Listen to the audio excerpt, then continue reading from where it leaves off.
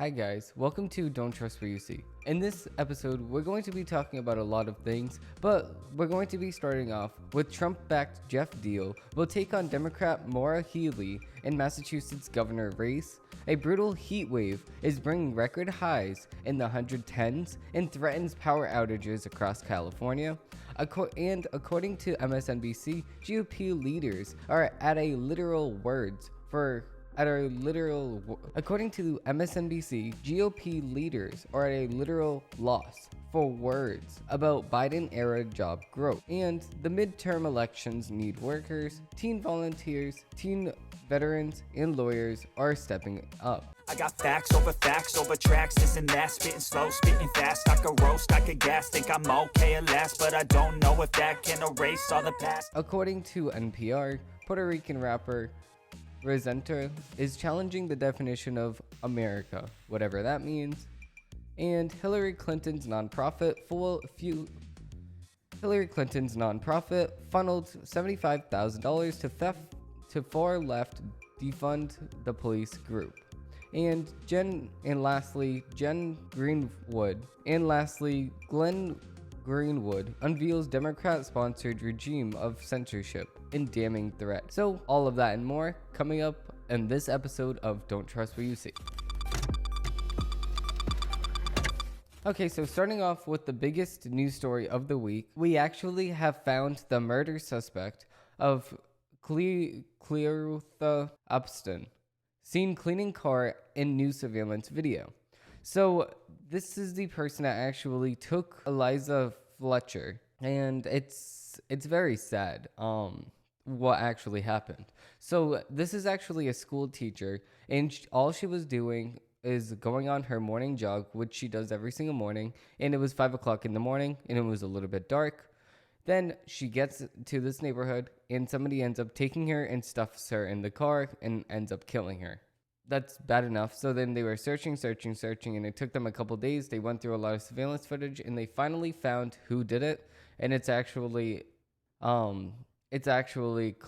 Clarissa Upston. So that's the murder suspect here. I can show you guys the murder suspect coming up. So the fast facts. So Eliza Fletcher was abducted while jogging in Memphis on September 2nd. A man approached Fletcher and forced her into an SUV after a brief struggle.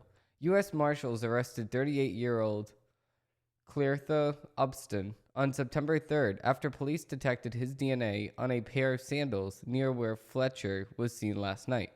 Memphis police officers said officers in the 1600 block of Vector Street located a deceased party this evening of September 5th. The body was identified early Tuesday of being Eliza Fletcher. So you can actually see this footage right here. So I'm going to show you. So you actually see the SUV going through the street here in the surveillance camera right here. And then you see him taking out something from the trunk, and then him bringing and struggling to bring something down the hill after he took it out of his trunk. For audio viewers, I'm trying to explain it the best I possibly can. And he's seen struggling over here next to his car. And yeah, so that's about it on that footage. So what ends up happening is he's just rummaging through his car, probably just cleaning it up. So brother of Eliza Fletcher, murder suspect, due in court Thursday. So Mario Abston, where is it? Okay. Oh, this is actually the picture of the guy right here. I can zoom in for everybody, so you can take a good look at him. That's what he looks like. He's being arrested now, thankfully. It's such a weird thing to do. But Mario Abston, the brother of suspect Clarissa Upston, charged with the murder of Eliza Fletcher, is expected to make a court appearance Thursday on gun-drug-related charges after investigators conducted a search warrant at his apartment on Orleans Street in Memphis on Saturday. So the affidavit charges Mario Abstin with being convicted felon in possession of a firearm, possession of a firearm during the commission of a dangerous felony, and 2 counts of possession of a controlled substance with intent to manufacture, delivery, or sell heroin or fentanyl. Investigators conducted a search warrant at the home of Mario Abstin on Saturday, where they recovered a semi-automatic handgun loaded with 18 rounds of live ammunition, a scale, and substances packaged in plastic leather determined to be 2.3 grams of heroin and 27 grams of fentanyl, the affidavit says. The affidavit notes that Mario Abstin was convicted of a possession of prohibited weapon on June 26, 2007. Fox News Digital learned that in 2017, he also was charged with domestic violence for allegedly punching a girlfriend in the face as she sat in the car, but the case was dropped due to lack of evidence, even though police photographed her injuries. He also had a slew of other drug dealing charges. In one case, a convenience store owner called the police on him for loitering. He was also accused of dealing outside. And this is exactly what the murder suspect was doing in the parking lot. I was right. He was just cleaning his dark SUV near the Fletcher's body where the Fletcher's body was found. This is the footage that we just went over. So after briefly entering the apartment complex, the video appears to show Abstin returning to the complex parking lot and hovering near the passenger side of the vehicle for more than an hour. A witness said they saw Abstin extensively clean the vehicle, court documents said. The recorded incident took place about 3 hours after Fletcher was taken during an early morning jog. Near the University of Memphis, police found her body in an abandoned house Monday evening, located several blocks from the apartment complex, which is very disgusting. Eliza Fletcher, murder suspect, Cleartha Abstin, after violent history of rape, assault, and kidnapping. Cleartha Abstin Henderson, the 38-year-old Memphis, Tennessee man accused in kidnapping the murder of Eliza Fletcher, a teacher and a mother of 2, was only 16 when he began his 20-year prison term for kidnapping another victim at gunpoint. Abstin's criminal past began when he was even younger, with charges that included aggravated assault and rape. He told investigators that he dropped out of school after 9th grade, according to court documents obtained by Fox News Digital. But they found no evidence that he'd attended high school. He attended his stated high school at all. I'm going to actually read a little bit more about this. So the thing about these sexual predators, it doesn't matter how much time they do. Let's bring in criminal defense attorney Mark Eiglar. Mark. Shh, nobody asked you for your opinion. Okay. A criminal profiler and physicist,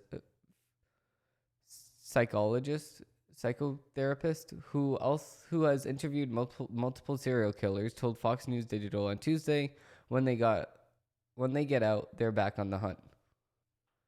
Okay, so at 16, Abstin Henderson abducted Memphis lawyer Kempter Durand, now deceased, at gunpoint, threw him in the truck of his own, and drove him around various ATMs, demanding he withdrew cash.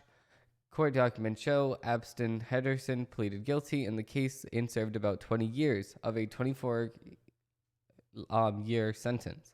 I understand that Abstin's record goes back to 1995 when he was about 13 years old and shows juvenile court matters in every year: 1995, 1996, 1997, 1998, 1999. Durand wrote in a 2001 victim impact statement obtained by Fox News Digital he obviously never learned any lesson from his encounters with the law. This is actually the document right here that they are talking about.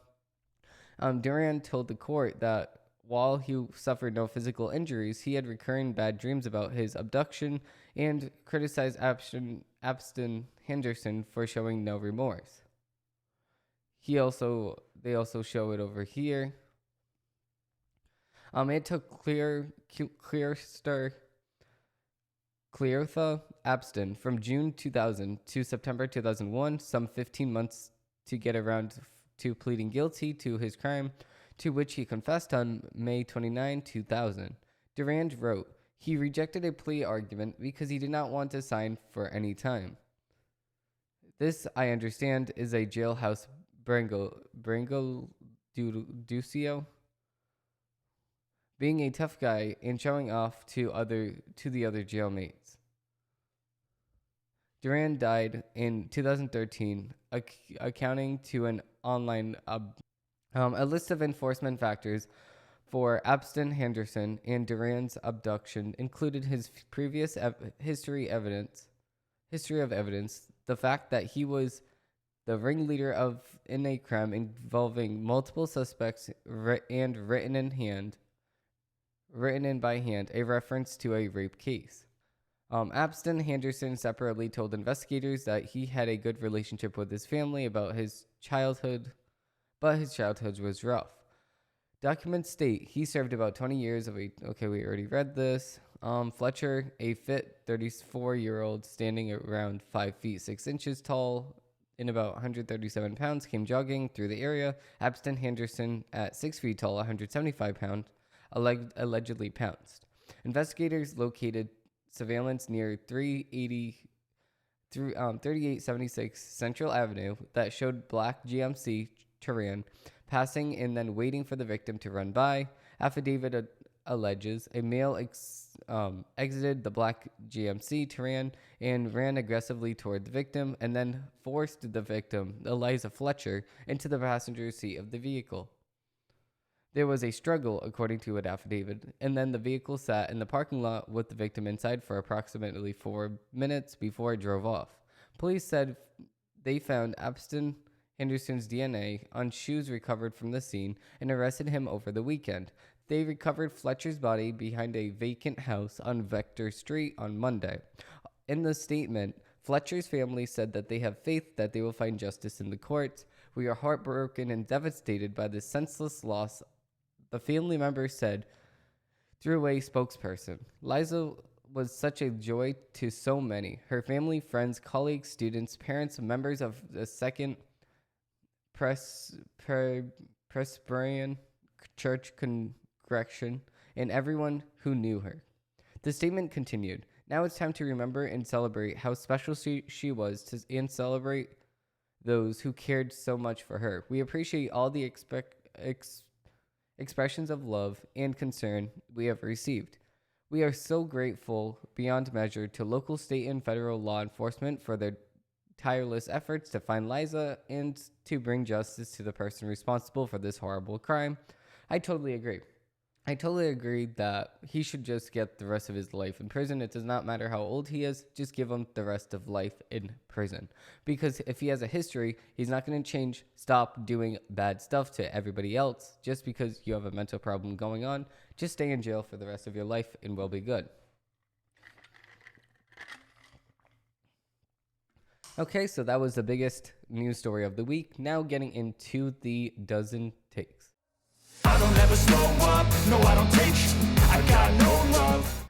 Okay, so Steve Bannon expected to surrender Thursday on New York State charges related to border wall effort.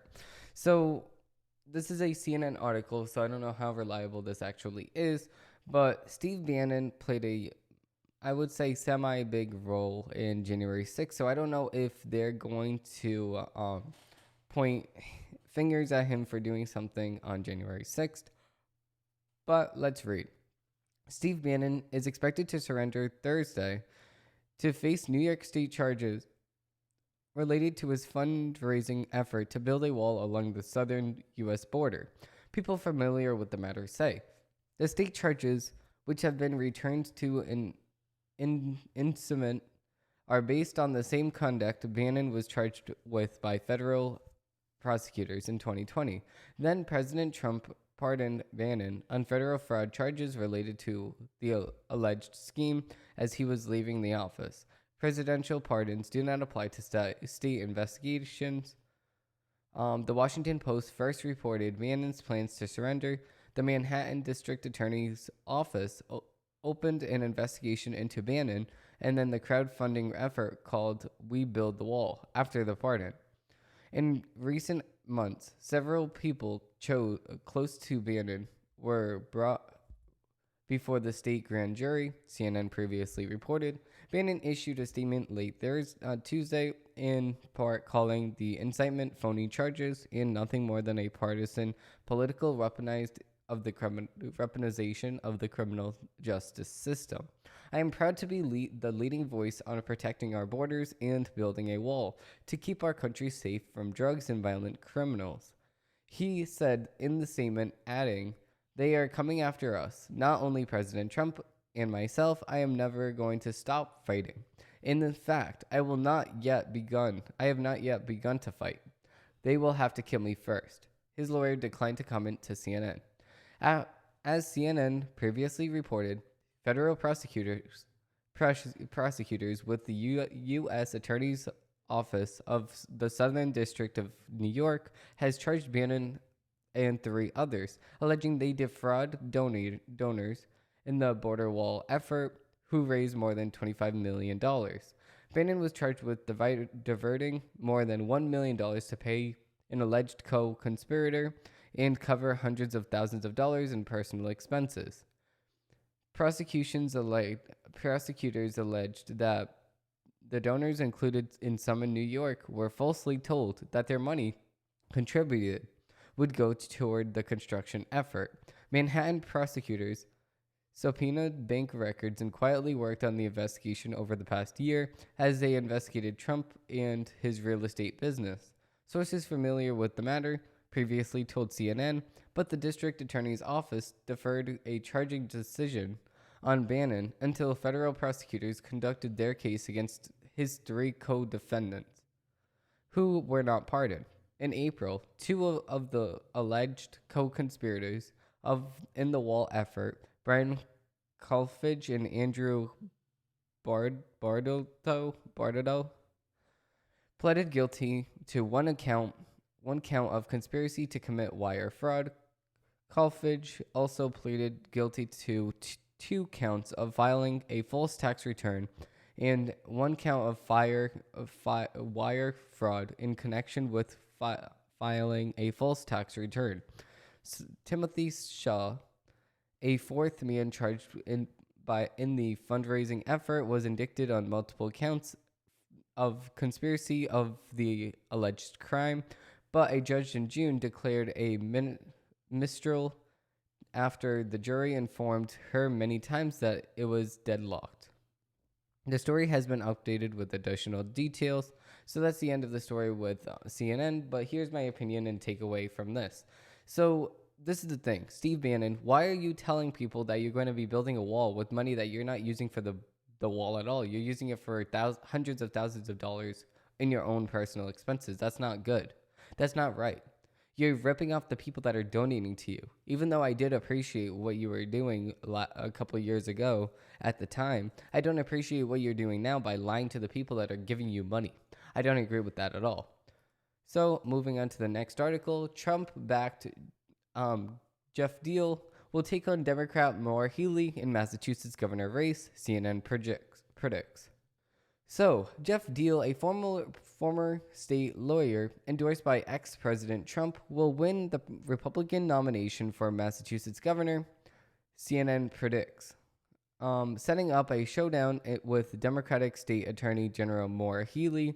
Republican Governor Charlie Baker's decision to seek re-election this year upended by the Bay State political world, setting off a scramble among ambitious members of both parties, as the top job, which Baker had won twice, suddenly came open and set a domino effect down the ballot.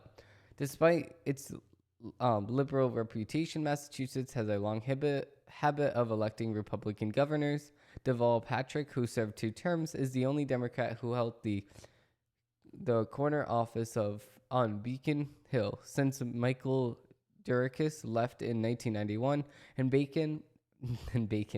Baker to hold the counter office on Beacon Hill since Michael Dukakis left in 1991. And Baker, even in this era of sharp partisan divisions, routinely polled as one of the country's most popular state leaders. But the country's most popular leaders is literally Ron DeSantis in Florida. Ron DeSantis is one of the most popular people. So I guess one of the most popular people is Baker. I really don't think so. But okay, if CNN it says so, it's true, I guess. His departure in the face of intra-party opposition to his criticism of Trump and the prospect of a primary challenge paved the way for Deal to claim front-runner status in the GOP nomination. Deal will defeat businessman Chris Doty,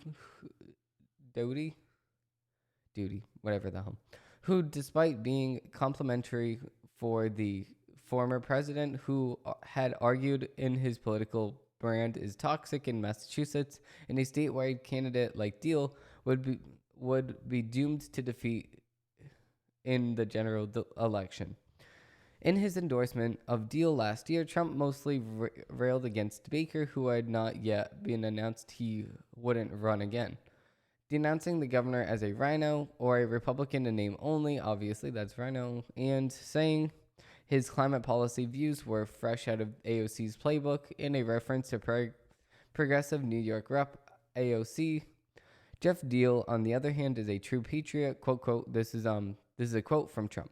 Jeff Deal, on the other hand, is a true patriot, a believer in low energy costs and our independent energy policy. So if this is actually true, a low energy policy this is where I live in Massachusetts, sadly. This is where we pay a lot of electric because of these green policies. So if he can come in here and make energy costs actually lower instead of more Healy, then I would vote for Jeff Deal. So Deal would be the heavy underdog in the general election against Healy, who CNN predicted earlier Tuesday would win the Democratic nomination, setting her up to potentially become the state's first lesbian governor. Oh my God. Laura Healy, are you serious? Nobody cares about you being lesbian. Nobody cares about you being a lady. All that we care about is policy. If you're going to come in here and do good policy, that's all we care about. We don't care about you being the state's first lesbian governor. Like, nobody cares. You can be the first lesbian governor and then go kill all of us. We don't care. Oh my God. So stupid. Of course it's on CNN. After months of weighing her options, jumped into the open seat race less than 2 months after Baker bowed out. Haley's announcement in late January cleared the field of previously declared Democratic candidates. Her fundraising prowess and natural stature sharpened during Trump's presidency, when she often challenged his administration in court and made her a household name among Commonwealth Democrats who believed she represented the party's best chance to unseat Baker. But Baker is literally Baker's the most Democrat Republican you can get. That's the most Republican you can get in actual Massachusetts. So I don't know why they don't even like Baker. He's doing most of the things that they want anyway. It's just stupid. In addition to the top of the Democratic ticket, the party's congressional delegation is all but settled following recent cycles of upheaval. None of nine members of Massachusetts' all Democratic U.S. House delegation are facing a primary challenger this year.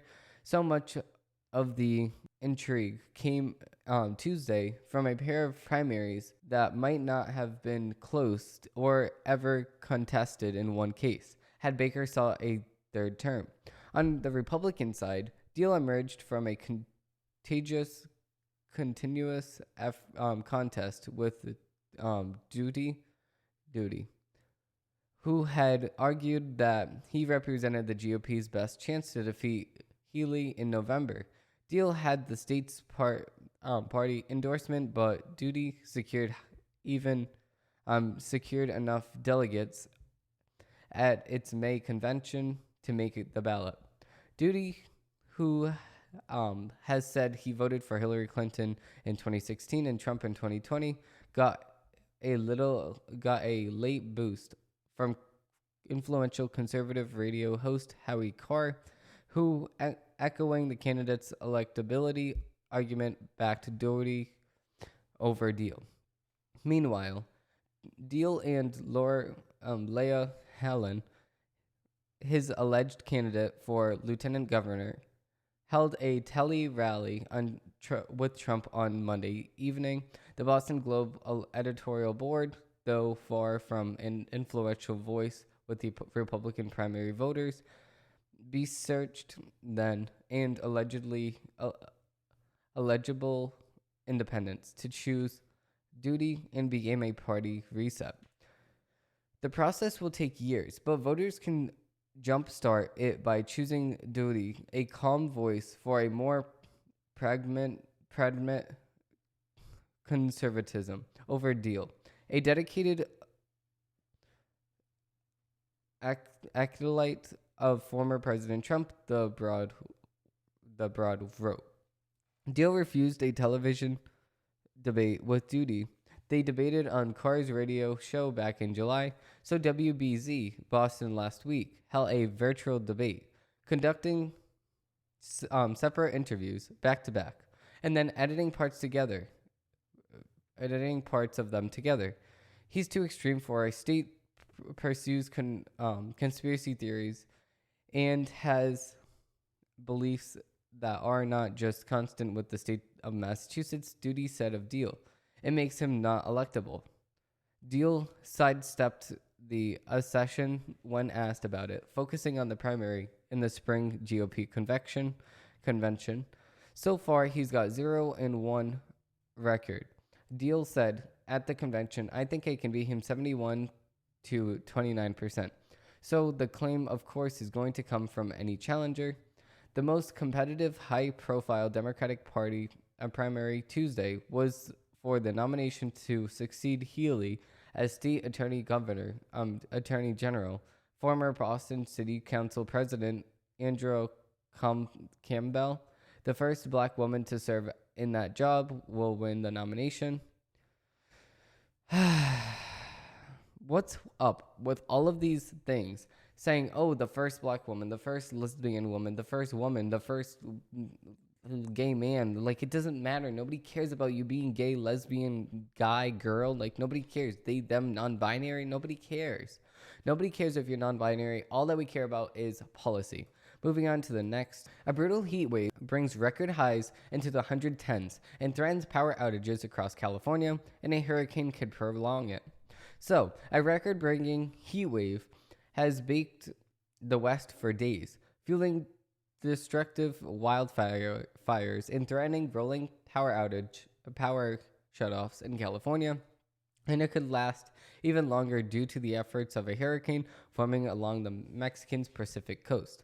Sacramento hit 116 degrees on Tuesday, the hottest day on record for the state capital. According to the National Weather Service, records were also broken all over the Bay Area, with some cities shattering previous daily records by more than 10 degrees. We are now heading into the worst part of it. The risk of outages is real. California Governor Gavin Newsom said in a tweet Tuesday, adding the temperatures with the state are unprecedented.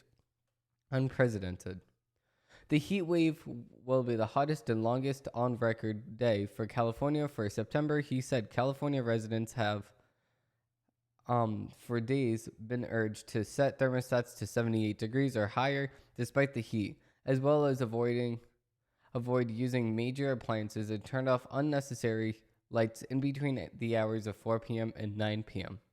Pacific Gas and Electric, nation's largest utility, has been notified about 525 customers prepare to potential rotating outages. California Independent System Operator, which manages the most of the state's power grid, issued an emergency alert for Tuesday evening, saying grid conditions had worsened and the energy supplies were insufficient to cover the demand. The alert had lifted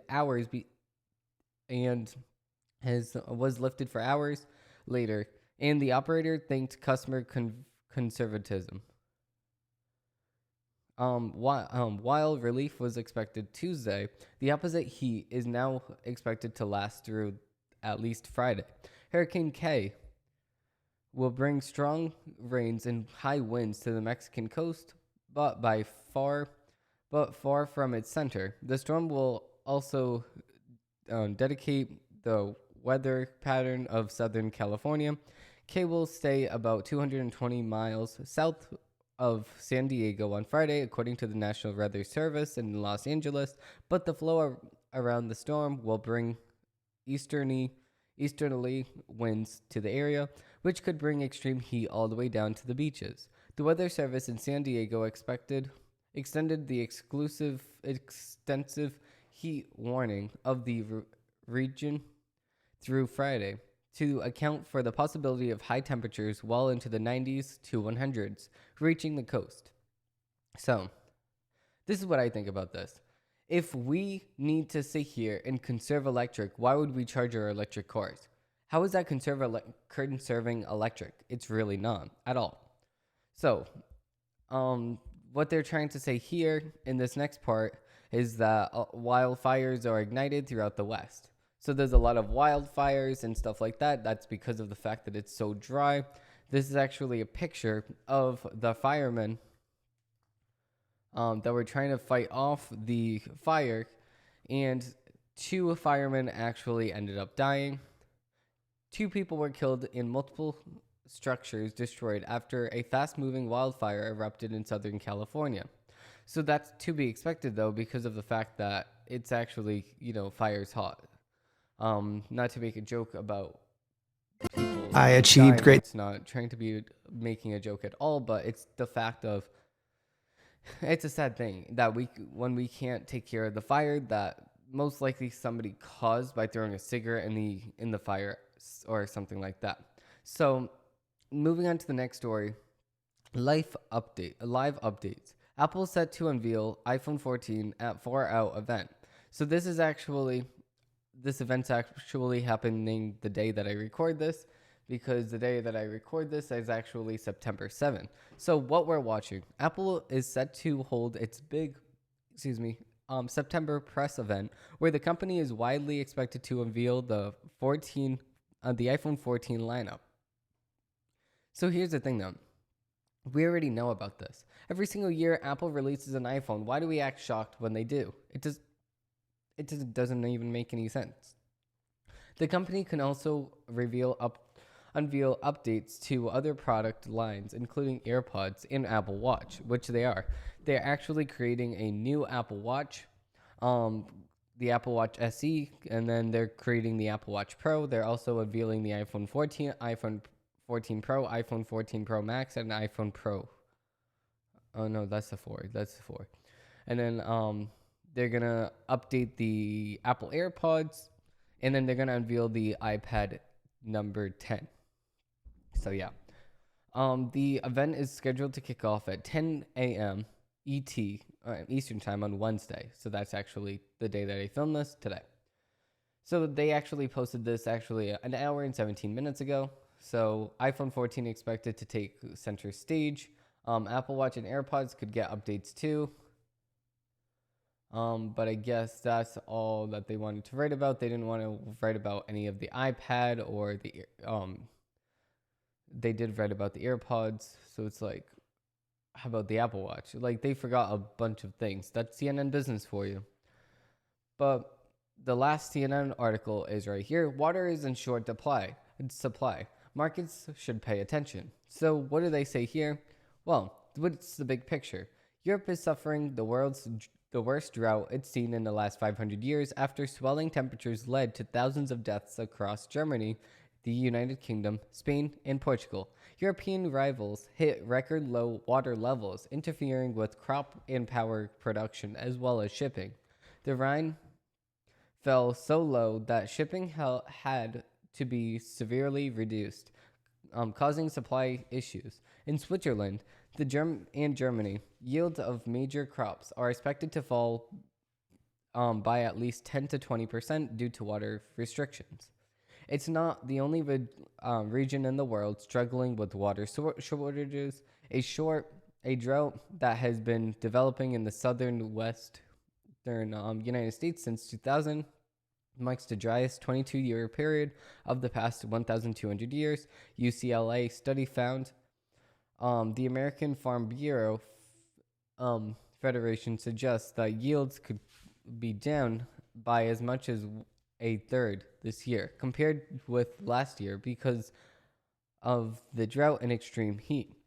Climate change could make these extreme droughts a common occurrence, which in the last 100 years, the temperature only went up by not even 1 degree, up a half of a degree. And you can actually look at this. And have it wrapped by facts and science, but I guess nobody wants to do that. Okay, so recent reports from the World Economic Forum estimate the global water industry at $483 billion as of mid-2022. Investors want in.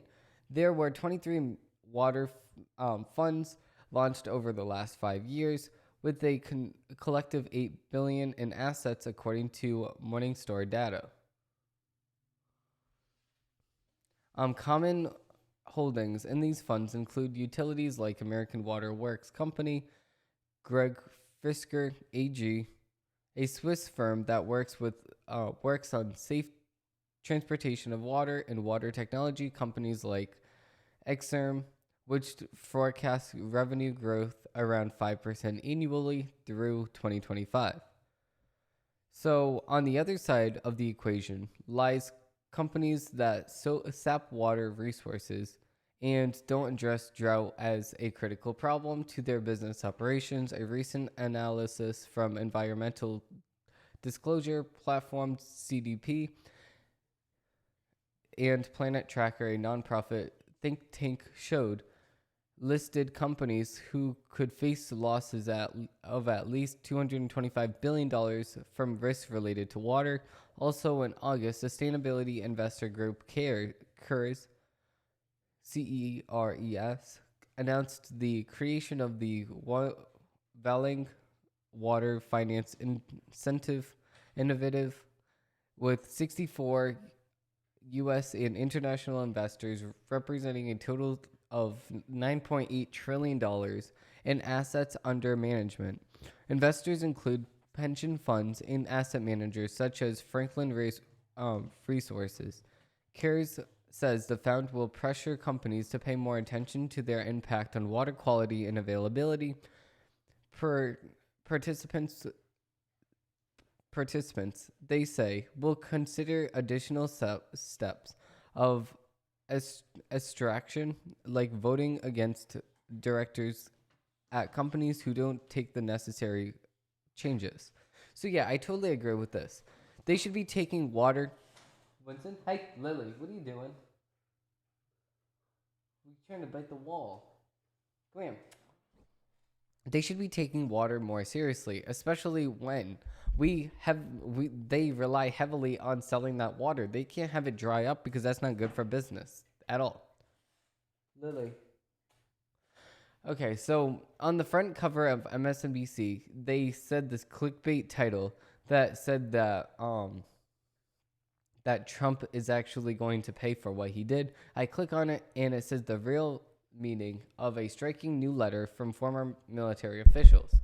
So I don't know why I just hit the microphone, but see, this is the thing though. They just clickbaited me into clicking on this, and then I click it and it's a total different story. An open letter quietly calls for resistance with the defense establishment. So 8 former secretaries of defense and 5 former chairs of joint chiefs of staff published an open letter Tuesday intended to review the best practices for maintaining healthy American civil-military relations The letter listed what experts considered to be a basic and outwardly unconventional set of principles to ensure civilian control and the rule of law in the American political system. But what stood out about the missive was the officials felt compelled to write it. The real inspiration of for the letter, which was signed by former officials from both Republican and Democratic administrations, can be found in a line in the introduction. The singers expressed concern about polarization and culminated the first election in over a century when the peaceful transfer of political power was disrupted and in doubt. This is an MSNBC article, just so you know. The letter's reassertion of several military norms is meant to be a rejection of Trump's transgressions. This is a MSNBC article, just so you know.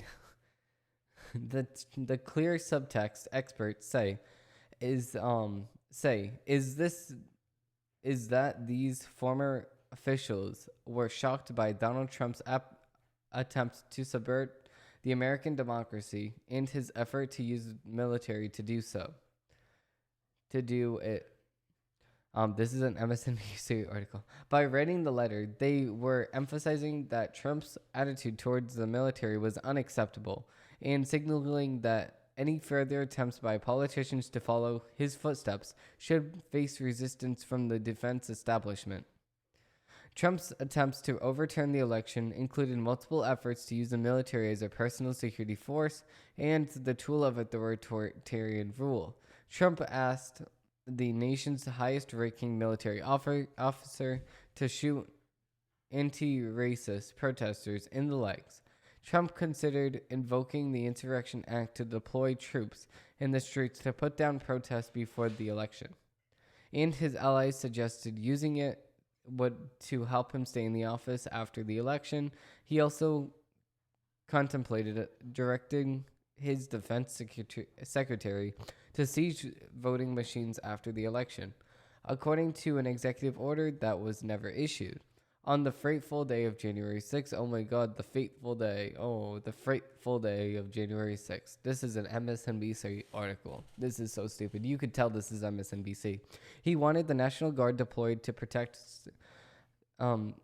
sympathetic protesters who were there to aid his attempt to thwart the certification of the 2020 election. The letter's reassertion of civil military norms is meant to be a rejection of Trump's transgressions, as well as these who abated him. The former officials noted that it is the responsibility of senior military and civilian leaders to ensure that any order they receive from the president's legal team, and argued that military and civilian leaders must be diligent about keeping the military separate from partisan political activity. So, this list is clearly a condemnation of Trump and his associates, which includes many GOP senators. Stephen M. Simon, a political scientist at Clarendon University in Canada, wrote on his blog, other experts in civil military relations hailed the letter as a solid start to reviving norms. Part of the likely reason that the letter is being written now is that these former defense officials believe, as many political analysts also do, that Trump still poses a threat to the Democratic project, most tangibly through a third presidential run. Maintaining a democratic government requires civilian and military leaders to be vigilant and mindful, they write. Wait, so I'm just trying to see here. A third military presidential event. Okay. I thought they were going to say that he was going to do his third term. I was going to say that doesn't really make any sense. For an MSNBC article, that makes zero sense. So, of course, MSNBC is blaming GOP sides for what happened on January 6th. They're also blaming Trump. See, here's the thing, though. We unveiled my opinion on January 6th, and if I think that Trump is going to be reliable for January 6th, he technically didn't do it. But I heard from some people that also when you don't say anything and you don't send in the National Guard, you're being, compliant in that standpoint. But also at the same exact time, I don't fully agree with either one of these sides. With special master ruling, delay is the name on Trump's game. What the heck? They tried to rhyme. Delay, game. Delay of Trump's game. So, with special master ruling, delay is the name of Trump's game. Name and game, oh no. So, the request for special masters of a special master by Trump-appointed judge Alan Cannon reads more like a political conclusion in search of legal rationale than a judicial order. So, United States District Judge Alan Cannon, nominated by former President Donald Trump and confirmed to her position after he lost the 2020 election, has granted Trump's request for a special master to review documents the Department of Justice obtained in his residence at Mar-a-Lago and to delay the department's investigation while the review occurs. Cannon's often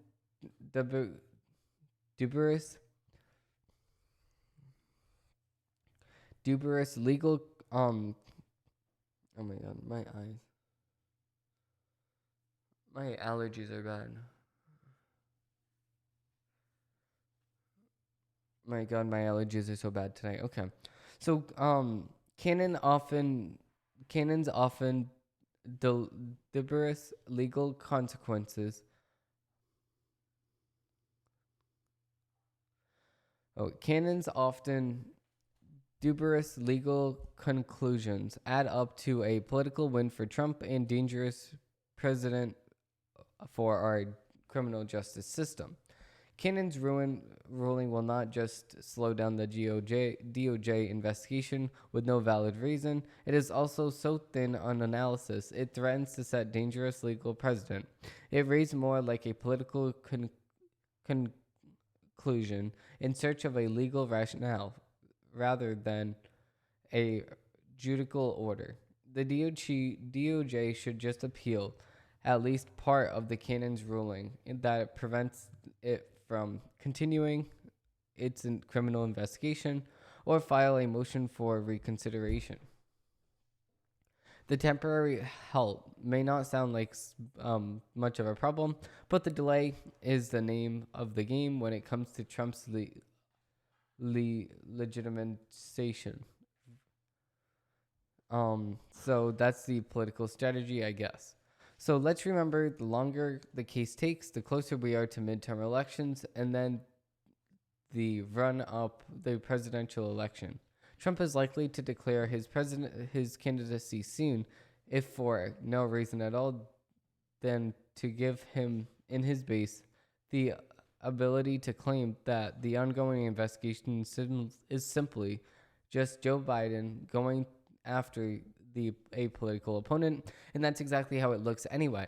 MSNBC is not going to accept the fact that this does look like a political opposition takedown. It literally is. But we never talked about anything that included anyone during the election when it involves Democrats. But as soon as it involves Republicans, yeah, we're going to talk about that right now. We're going to talk about this right now in midterms. But with Hillary Clinton's case, we never talked about Hillary Clinton's server emails during the election, except for when Trump brought it up. And we never talked about Hunter Biden when Joe Biden was running for president, which Hunter Biden is literally just Joe Biden's son. So it's like, why aren't we talking about these things when it involves Democrats? Why are we only talking about it when it revolves Republicans? This is why. They think that the GOP leaders are just so evil and they're the ones that are trying to take down the whole entire country with them. That's just stupid. MSNBC and CNN, both of you can go kick rocks, especially with this article coming up now. GOP leaders at a literal loss for words about Biden-era job growth. Biden-era job growth. You know, the fact that we actually shut down the whole entire economy during Trump, and then we started it back up, and everybody was going back to work. The White House was actually reported those jobs as job growth. It's not job growth if we had those jobs before and we just shut them down. The problem is not that congressional Republican leaders are unaware of the current events. In late July, for example, when the Bureau of Economic Analysis reported that the gross domestic product fell 0.9% in the second quarter, it took House Minority Leader Kevin McCarthy just 22 minutes to announce that the United States is now in a recession. The California Republican took the same message to the airwaves soon after. As we've disclosed around the same time, Senate Minority Leader Mitch McConnell did the same thing, seizing the data he found politically convenient to denounce Democratic governance. The reasoning followed a strategy intended to mirror common sense.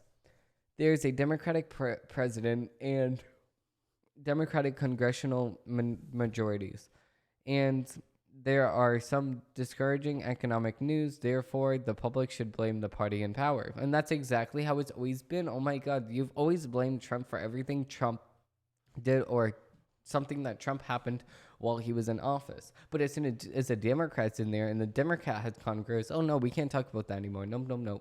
The reasoning followed a strategy intended to mirror common sense. Oh wait, I just read that. The problem, of course, is GOP's selectivity in applying the principle.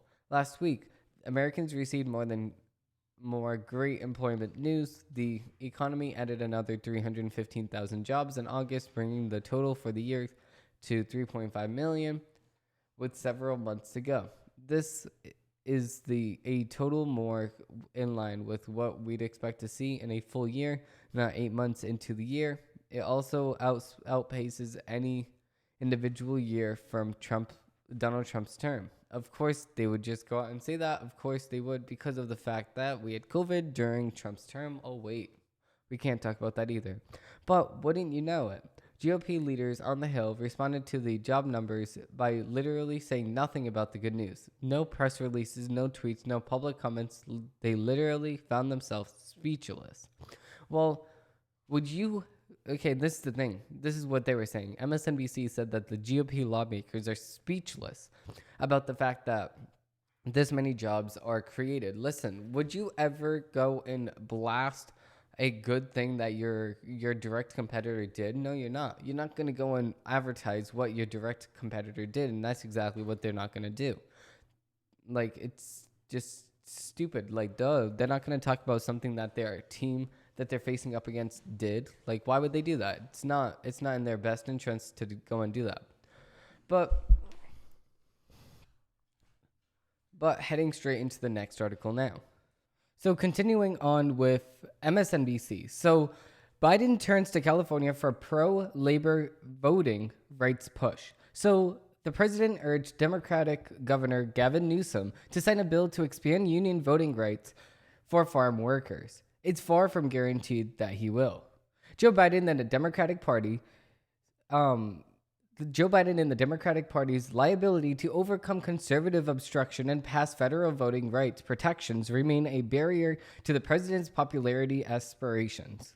Now, first of all, this is an MSNBC article, so you can already tell right away that, what do you mean voting rights?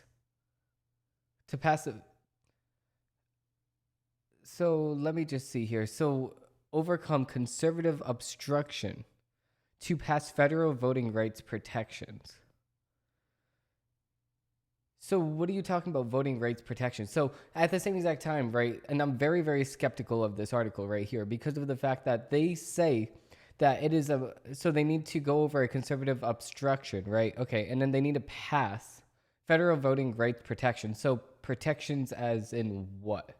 So the fact that you think that a protection, right, is the mere, like, you need to do this, right? So if we break this down, right, Republicans or conservatives are trying to pass laws and regulations that make it more secure to vote by claiming that you need a ID to vote, in which I agree with. Voter ID is the best thing that we could possibly come out with. But at the same exact time, if these people come out with voting right protections,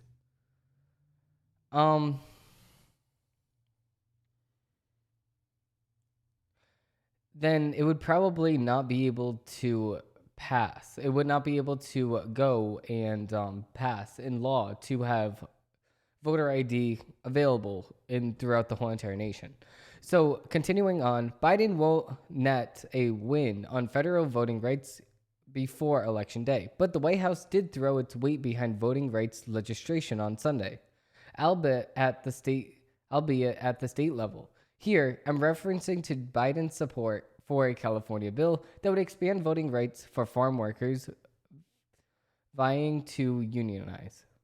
So this could be a fork in the road and moment for Newsom's ambitions in the Democratic Party. In a statement released on Sunday, Biden endorsed the Agricultural Labor Relations Voting Choice Act, AB 2183, which would let farm workers vote on union-based business using some of the same methods California allowed for voting in political elections. This means allowing voters to receive assistance filling out a ballot, allowing someone to drop their voting cards off on their behalf, and allowing workers to vote by mail if necessary. So at the same exact time, we're not having voting rights. Okay, so voting right protection. How is this protecting voting? So allowing voters to receive assistance. So what if the person filling out the ballot for them says that writes down on the ballot something that they did not want, and then dropping their voting cards off on their behalf? Why? Why do we need this? And then allowing workers to vote by mail if necessary. But we saw how reliable that is in 2020 election. So how is this protecting voting rights? It's really not. Obviously, this is an MSNBC article and the whole entire thing's trash. Moving on to the next trash MSNBC article, which is Tucker Carlson is escalating the semi-fascism debate in a menacing way. Oh my God, everything he does is in a menacing way. So the Fox News host is eager to encourage the possibility of a civil war in response to Biden's remarks. Now, I can almost guarantee you that he did not, but okay. Biden's comments, while accurate in the eyes of some experts, might provide fodder and for the far right to grow even more confrontal. The right has responded with shock to Biden's new claim, with politicians and pundits demanding an apology from the president and describing it a gesture of disdain and disrespect. So what we are seeing, so this is the quote that he said. What we are seeing now is either the beginning of the death knell of an extreme MAGA philosophy. It's not just Trump. It's the whole entire philosophy, and that underpins the, I'm going to say something else. It's like semi-fascism. So what is he talking about now? And I completely agree with Tucker Carlson on this aspect, because listen, the president of the United States works for the people of the United States. We the people. Do you understand? We the people. You, Joe Biden, this is Dear Joe Biden right here. Dear Joe Biden, do you understand the Constitution that you took an oath to abide by at the beginning of your presidency on January 6th, 2020? Did you, or January 9th? Did you really? No, you did not. You did not stand by your oath to protect and abide by the Constitution of the United States. We, the people, have more power than you. Just like how you said a couple of weeks ago that if we wanted to fight back against the military of the United States, we're going to need we're going to need fighter jets. Are you serious? So you're going to use fighter jets from the American people? That's what you're saying? We, the people, have more powerful than the government of the United States because we, the people, make the decisions. We, the people, elect Congress. We, the people, elect Senate. We, the people, elect the president and everything in between. So we, the people, have more power than you. So if you think that it's not just Trump, it's ultra MAGA right-wing Republicans that are the problem, then you're the problem because you want to divide the nation instead of coming together with the other side. You're not coming together with the other side, even though you say that you want to. And this is just proving it right here. On another MSNBC article, Trump's classified documents defense is predictably self-serving and damaging. Blame the FBI. Blame the Justice Department. As always, Trump is willing to save himself at the expense of the public's confidence in essential institutions, in which these essential institutions are not so essential. The FBI is doing the police work, okay, and then the Justice Department's doing the FBI's work. Why do we have so many organizations that do the exact same thing?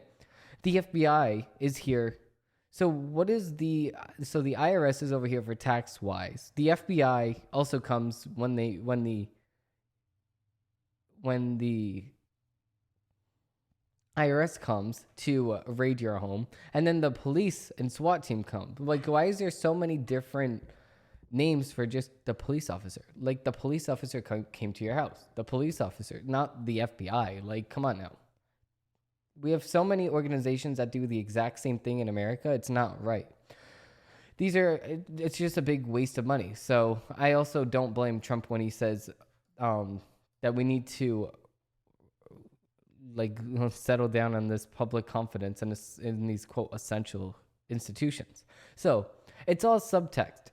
Donald Trump knows he didn't really use a magic wand to declassify all these top secret documents the FBI found at Mar-a-Lago, and neither did Hillary Clinton. Neither did Hillary Clinton when she used classified information and classified documents within her own personal email server. And then when she was up for the rating or the searching of her servers, she deleted the servers completely, and she damaged the servers so they couldn't get to it. So how is that not an obstruction? Which one's safer to you? Which one's safer? Donald Trump having some classified documents within his closet of the United States, or his closet of Mar-a-Lago, which is protected by Secret Service at 24/7? Or would you rather have something at an open public email server? Which one is more hackable? And the public email server got military officials killed. Which one is more reliable? Yes, that's what I thought. Pieces of paper at Trump's Mar-a-Lago vacation home. And we clearly put out a definition for what it means to have classified information.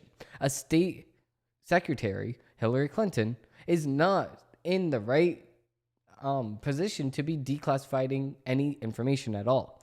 But Trump, which was a sitting president of the United States, did have the authority to declassify any information at all. Now, this Joyce Vanis, the NBC opinion columnist, right? She needs to learn a little bit. She needs to actually open up Google and search, right? Does the president have the right to declassify top documents, right? Yes, he does. He does. And the fact is that we need to sit here and we need to make it into law that the process at which the president has to go through is a little bit more clear cut, because right now he could literally just tweet anything. Joe Biden could just tweet anything because he's the sitting president of the United States. He could just tweet anything and it automatically becomes declassified. So there needs to be an aspect that we need to go through to declassify this information. That's what I think that we should do. And that's how it should be, because it wouldn't have any side effects at all. It would just be like, okay, we declassified on this day, and then on this day I issued it to the public. Right now, we don't know if you declassified the information or not. Now, we're not getting any better in the articles, but let's go and dig right into the NPR article. So, the midterm elections need workers. Teen, veterans, and lawyers are stepping up. So, let's see. Help is wanted at many voting sites around the United States and at the general election season as the general election season gets underway this month. In some communities, however, the ongoing COVID-19 pandemic... Okay, you're stupid. Listen, I'm already done with this. September 7, 2022, we are not still in COVID. COVID is over. COVID is over at this point. We're not fighting the pandemic any longer. If you still think that we are living in a pandemic, then you need to open your eyes and see that nobody is living in the COVID land anymore. I'm done with the article already. I don't even care. So this is also with NPR. So a Florida woman touted as a mother of Mother Teresa ran a $196 million Ponzi scheme, feds say. MJ Capital's funding Jana Garcia. Okay, so she said she worked miracles, not for charity, but for profit. Joanna M. Garcia connected investors with companies that needed short-term funding, promising robust returns on their money. But federal prosecutors say that it wasn't a miracle. It was a lucrative Ponzi scheme. The Florida woman is accused of perpetrating a $196 million fraud through MJ Capital Funding, LLC. The company she started in Fort Lauderdale area. Her business took in a large amount of money from more than 15,400 investors in just over a year. From June 2020 to August 2021, federal investigators say. MJ Capital's website said Garcia was often referred to as Mother Teresa in her community. It describes her ability to help regular people generate wealth and also provides loans to small businesses through a tool known as Merchant Cash in Advance, or MCA. The website is no longer active, but it is archived online. But instead of supporting small businesses, the Securities and Exchange Commission says MJ Capital siphoned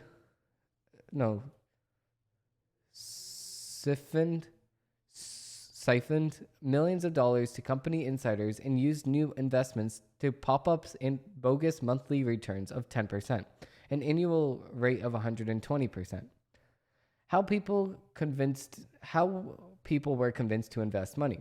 Garcia's company promised to use the money to make MCA loans to businesses it carefully vetted. To prospective investors, it portrayed the process as purchasing future receivables, guaranteeing them a share of the recipient's business income for months to come. In reality, MJ Capital used new investors' funds to make millions of dollars in payments to satisfy existing investors and fuel a Ponzi scheme. According to the SEC, in addition, the agency says the company's insiders spent millions of dollars on items such as travel, luxury goods, and clothing. The SEC also alleges that the MJ Capital used unlicensed brokers and sale agents to sell unregistered securities. Supporting the scheme, the authorities allege that Pavel Ruiz, 29, an MJ Capital board member, whose sales team of some 70 agents allegedly railed in at least $46 million from more than 5,100 investors.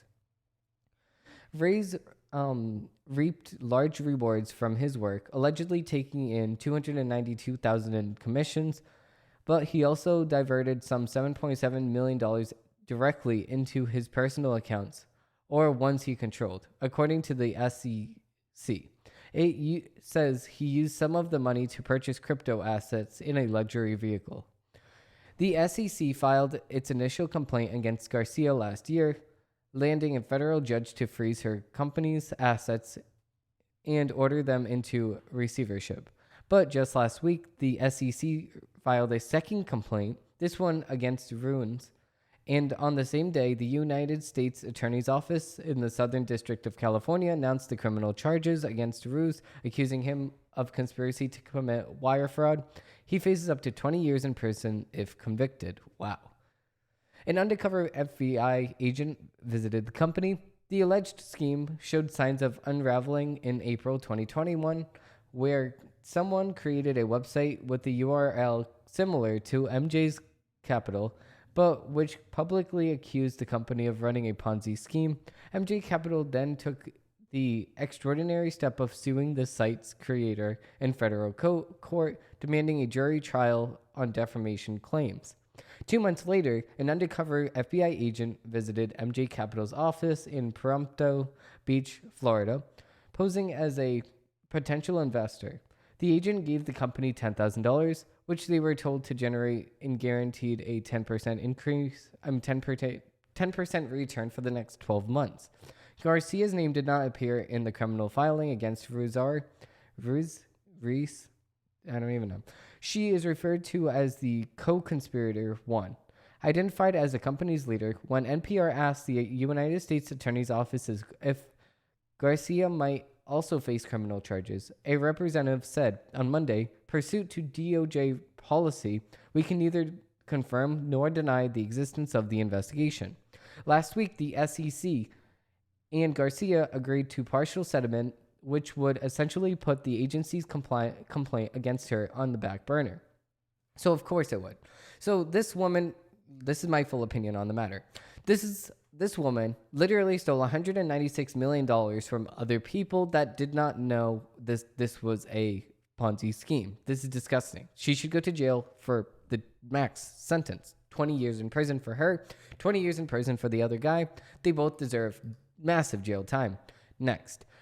So this is another NPR article. Does controversy sell movie tickets? The cast of Don't Worry, Darling might find out. So let's see about this. The 2022 Venice Film Festival started a little over a week ago, and one film has dominated much more of the conversation, not because of its cinematography, editing, or script, but because of the reported behind-the-scenes drama that stole in the spotlight.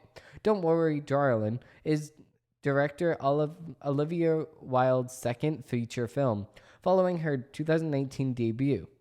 Booksmart, the movie, which stars Florence Pugh, Harry Styles, Chris Pine, Gemma Chan, and Wilde herself, premiered on Monday at the festival and is scheduled for a wide release on September 23rd. The film is a psychological thriller set in the 1950s in a fictional town of Victory, Clef Paw. And Styles play Alice and Jack, a married couple who lives in the town, which was bought by the company Jack works for. As Alice tries to learn more about her community, tensions begin to arise between her and her new neighbors. Reportedly, the production of the film had also been filled with tension, and interactions between the stars at Vince left the internet speculate widely. Some aspects of the unfolding interpersonal drama definitely appear like an unwildly mess. Nicholas Beer, assistant professor at Media Arts and Society at Utrecht University, told NPR, so although it's always tricky to gauge internationality, I'd imagine it's a combination of authentic drama and savage image manipulation. The memes begin at the Venice Film Festival. On Monday morning, ahead of the premiere, Wilde and the film stars participated in a press conference. Most of them, that is, absent from the panel was Poe, who flew to Italy from Budapest, where she had been filming the sequel to Dune. Festival representatives told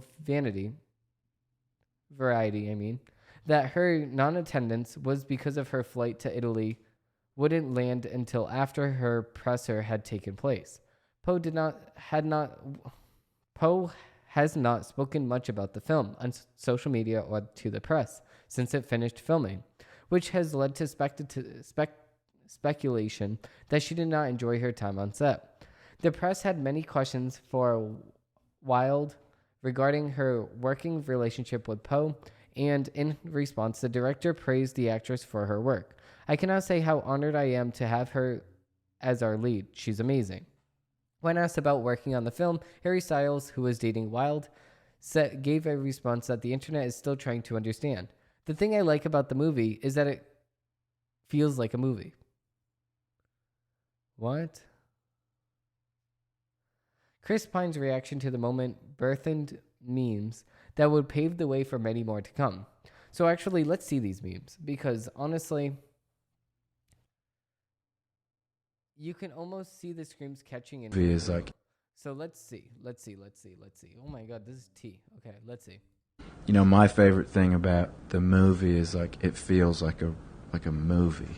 It feels like a real, like, you know, go to the theater film movie that, you know, you kind of, the reason why you go to watch something on the big screen. I think, you know, my favorite thing about. So the favorite thing about your movie is that it feels like a movie. You can almost see the screams catching in his throat.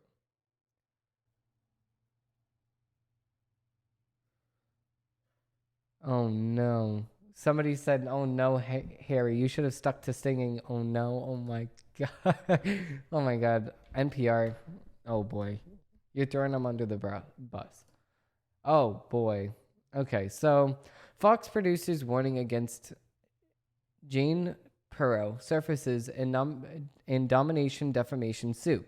So let's see about this. The November 2020 email from Agonished Fox News producer to colleagues sent up a flare amid a flurricide of false claims. The producer warned Fox cannot let host Jenny Perot back on air. She's pulling conspiracy theories from dark corners of the web to justify them. Then President Donald Trump's lies that the election has been stolen from him. The existence of this email, confirmed by two people with direct knowledge of it, is first publicly disclosed by NPR. In the story, Fox News declined to comment. So here's the thing, then. Here's the thing. Everybody has their own opinion on this matter, right? But also, at the same exact time, we have to trust in a system that the Supreme Court would not allow these people to show the evidence that they have for election fraud. So the thing is that the Supreme Court actually did allow these people that have evidence that the election was stolen. They let them go in front of the court. And it was decided that there was not enough evidence to overthrow the election. So if there was not enough evidence to overthrow the election in the Supreme Court level, what makes you think that there's going to be enough evidence in general? So, like, it just doesn't make any sense. Next, so Hillary Clinton's nonprofit funneled $75,000 to far left defund the police group. So, a Hillary Clinton's nonprofit funneled, that's exactly what I just said, Onward Together, which Clinton launched in 2017 as part of the resistance against former President Trump, pushed the general support grant to Washington, D.C. based Alliance for Youth Action sometime between April 1st and March 31st. Its latest tax form show the Alliance for Youth Action says the policing system was founded on slave patrols and continues to target the murder of black people, and backs defunding law enforcement as the step forward outright embellishment. Didn't we already try this in Democrat-run states like Minneapolis, California? In California, we tried this. In New York, we tried this. In Chicago, we tried this. Didn't we already try all this? Defund the police, but then we realize that there's nothing that we can do about all this crime happening in the streets. And then we say, fund the police. Because it's the fact of it's not going to stand. All of this defunding the police nonsense isn't going to stand on a country that's founded on law and order principles. So, and also going straight from that, we have an update on Hillary Clinton. She's not running for president again. That's very good. All I need to read is the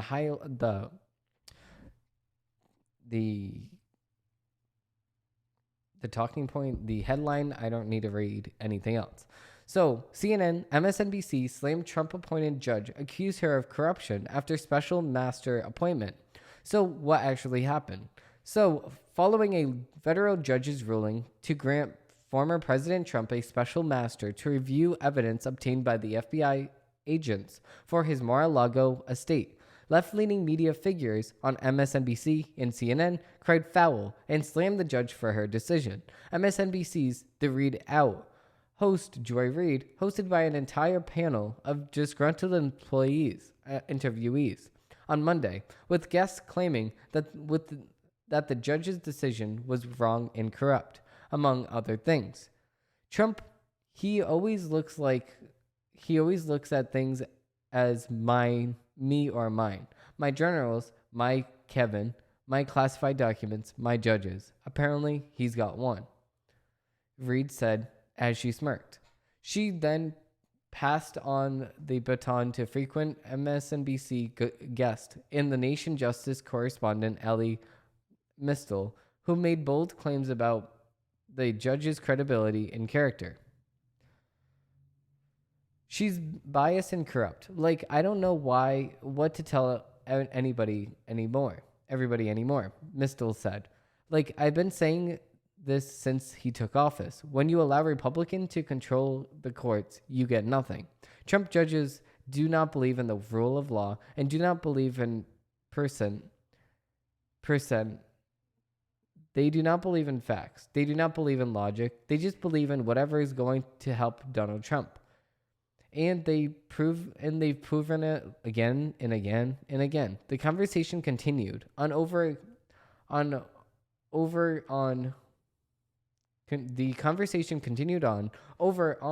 Morning Joe, where the show discussed the Trump court ruling at length. Former Trump-Obama official Keel Cardle described the judge's ruling as a graft on solution. He also suggested that the ruling looked like it was meant to protect their guy, or at very least delayed justice. Former MSNBC host Chris Matthews, who was forced to exit the network in 2020, returned as a guest to Morning Joe on Tuesday and echoed Crystal's perspective that the ruling acted as a delay and a possible short-term win for the former president. It's classic Trump delay, he said. So the thing is that I don't blame him for wanting to delay it if it is a delay, but I don't blame him because of the fact that midterms are coming. Now, they waited until after midterms for the Hunter Biden scandal, and they also waited until after midterms for Hillary Clinton's scandal. So I don't know why they're not doing the same thing for the other side. I know exactly why, because they don't like the other side. High school students have a strong shot at success with career technology education, a win-win. America's high school students can get a jump on college and work through these growing programs. As back-to-school season goes underway, one challenge that many parents and educators face every school year is keeping students of all of all kinds engaged in the classroom learning. One pathway to student engagement at the high school level is career technological education, CTE.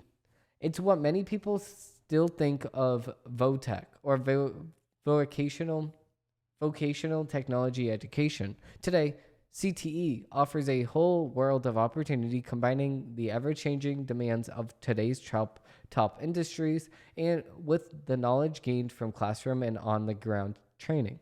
Tara Troster, a CTI content lead in Cedar Rapids, Iowa, works with both teachers and industries to create a substance of career tech programs in her area. She ensures agriculture between industry and the classroom. In her role, she said CTE is really every career path. It is all agriculture, construction, business management, education, training, finance, and more, she told Fox News Digital in a phone interview. High school students, and in some areas of the country, middle school students as well, can explore careers, learn what job opportunities are, and choose career coursework that aligns with their interests and also what's available in their community. So this is actually a really, really good thing because of the fact that now we're offering these students incentives, and we're offering these students things to do to make money or to grow experience so they can actually get a better job. So now moving on to Breitbart. The new Breitbart-backed Hunter Biden film is a sign of political wars to come.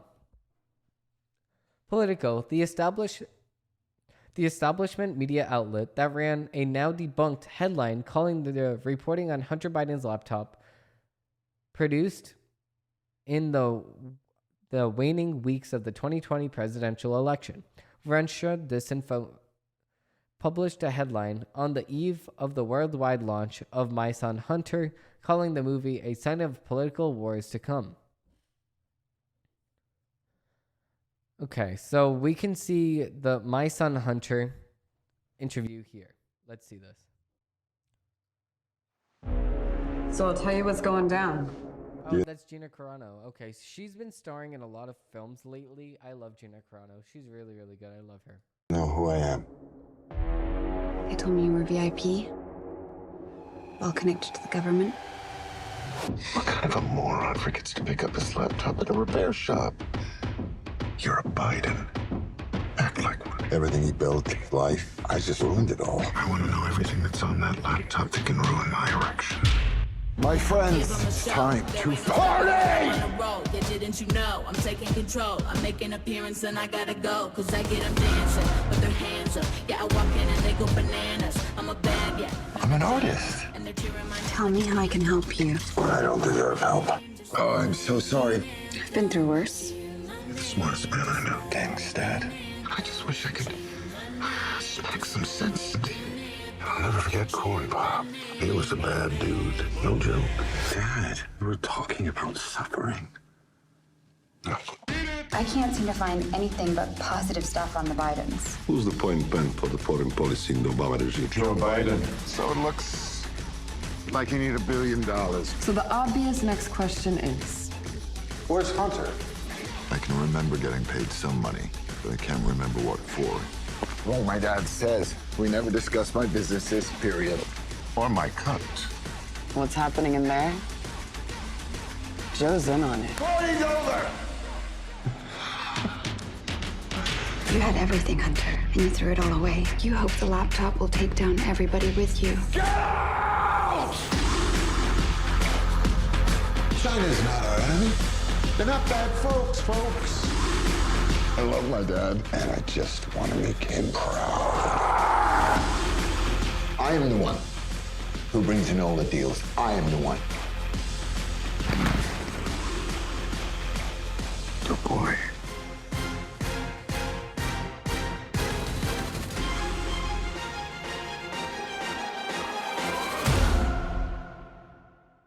Okay, so this is my first takes. Now, I never saw this trailer before because I wanted to wait until now to actually review this trailer. Now, these are my full takes on the trailer. I think that the people that are actually putting up the money for this trailer, this movie in general, right, are really, really good at making movies. The Daily Wire and Breitbart, these big major corporations for conservative media need to step it up, in which they are doing. These people are doing the work, and they are deserving of all the credibility that they get. Gina Carano is a really, really influential person. I mean, for me, I think that she went above and beyond in standing up for what freedom of speech in the views that she has. She says, no, it doesn't matter my view. My view is what my view is. But I'm not going to sit here and force my beliefs on anybody else. I just want to tweet what I want to tweet. Now, these people at Breitbart, I also really like. I love Breitbart. But the thing is that My Son Hunter, it's based on a true story too. So obviously the libs aren't really going to like that much. But also at the same exact time, that's just a good movie overall. It's a true story. It's based off of the Hunter Biden family. And I would say that I would watch this movie. I mean, I feel like it's action packed. I feel like there's a little bit of funniness because Gina Carano is in there. It's serious. Overall, I feel like it's a really, really good movie trailer. I feel like there's a lot of things in here that people are really not going to understand unless you dig deep into it. And just like right here where it says the big guy, if you dig right into the info, you're going to know that the big guy is also Joe Biden because that's what he said in the text messages and the emails. But it's funny seeing movies made about these headlines and in the emails that they found within Hunter Biden's laptop. It's just funny. But moving on straight to the next article. So, poll, 62% say Joe Biden consulted, perhaps profited from family business deals. Going straight from that movie, that's perfect, right? So, let's dig in. 62% of registered voters believe Joe Biden is likely consulted and perhaps profited from Biden family business deals. A Tuesday poll found. Only 1/3 of respondents said they do not believe Joe Biden was likely consulted about his family business dealings with the CCP-linked corporations and companies. The poll surveyed 1,000 likely voters August 31st through September 1st, 2022, with a 3-point margin of error. April polling revealed 58% of voters believe Joe Biden played a role in his family business. 60% said Hunter Biden has sold influence and access to the president. The polling comes after overwhelming evidence suggesting that Joe Biden has been involved in his family business deals since 2012 when he was vice president. Joe Biden and his staff had claimed several times that Joe Biden has no part in the family scheme, but 17 instances show otherwise. I've never spoken to my son about his overseas business dealings. Here's what I know. I know Trump deserves to be investigated, Joe Biden claimed in 2020.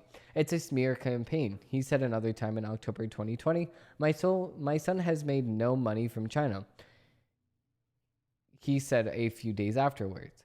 But then, according to Breitbart, Hunter Biden profited $4.8 million in Rayner in consulting fees from a Chinese energy company after 2017. The Washington Post on Tuesday admitted. But texts from Hunter Biden's laptop indicated that Joe Biden received 50% of Hunter's salary for a 30-year period. The reported texts do not reveal when the 30 years began or ended, and whether Joe Biden is still a part of the payment scheme as president. I hope you can all do what I do and pay for everything for this entire time. For 30 years. Hunter texted his daughter. It's really hard. Don't worry. Unlike Pop Joe, I won't make you give me half of your salary. According to former Utah U.S. Attorney Brett Tolman, the family's payment mechanism of collecting 50% of family salaries for 30 years could be legal proceedings for racketeering charges. Trump appointed United States prosecutor David West is deliberating whether Hunter Biden and associates violated money laundering, campaign finance, tax, and foreign lobbying laws, as well as whether Hunter Biden broke federal firearm and other regulations. CNN reported a grand jury has been convicted.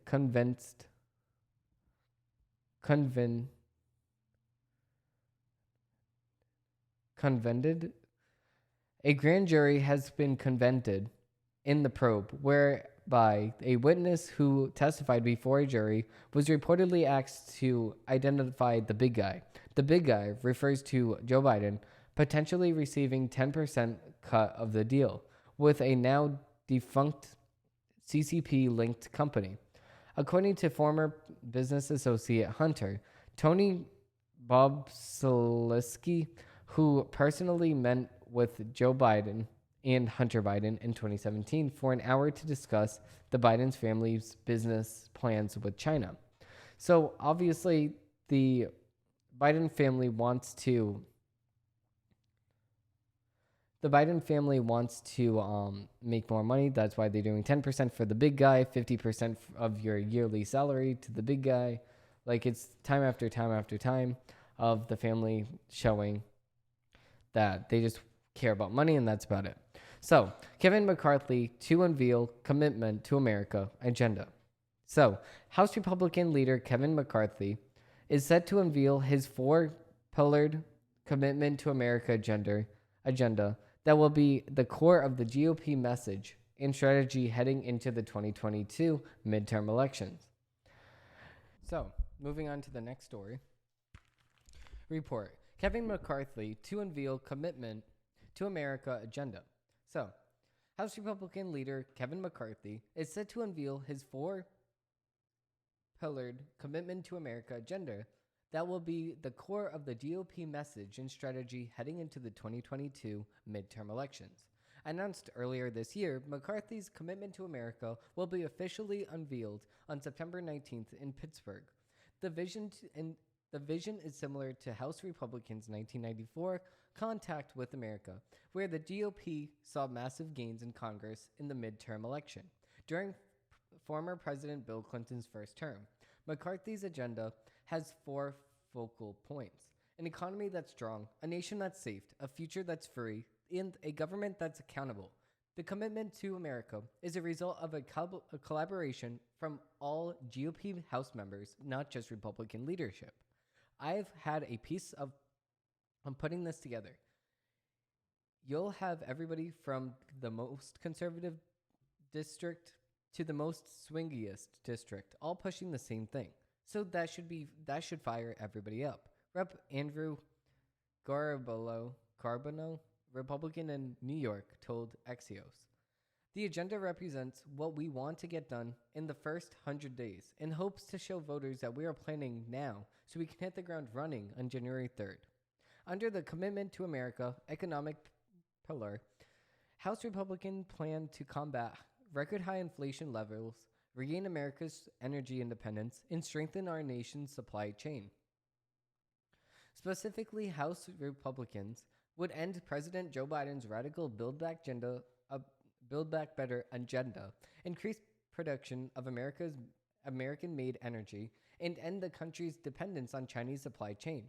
So I completely agree with our take in doing this. I completely agree with McCarthy's agenda to America, or in our commitment to America, because again, we the people are more powerful than the government. So I agree that we should sit here and say, okay, give the people what they want. If Republicans want us to be strong, Republicans need to stand together and be strong. Trump needs to say, listen, a lot of people are after me at this very moment. I think that it is wise for me to step aside in this election coming up in 2022. I will endorse Ron DeSantis, and everybody will vote for Ron DeSantis, and he will win. That's the end of it. That's what they should do.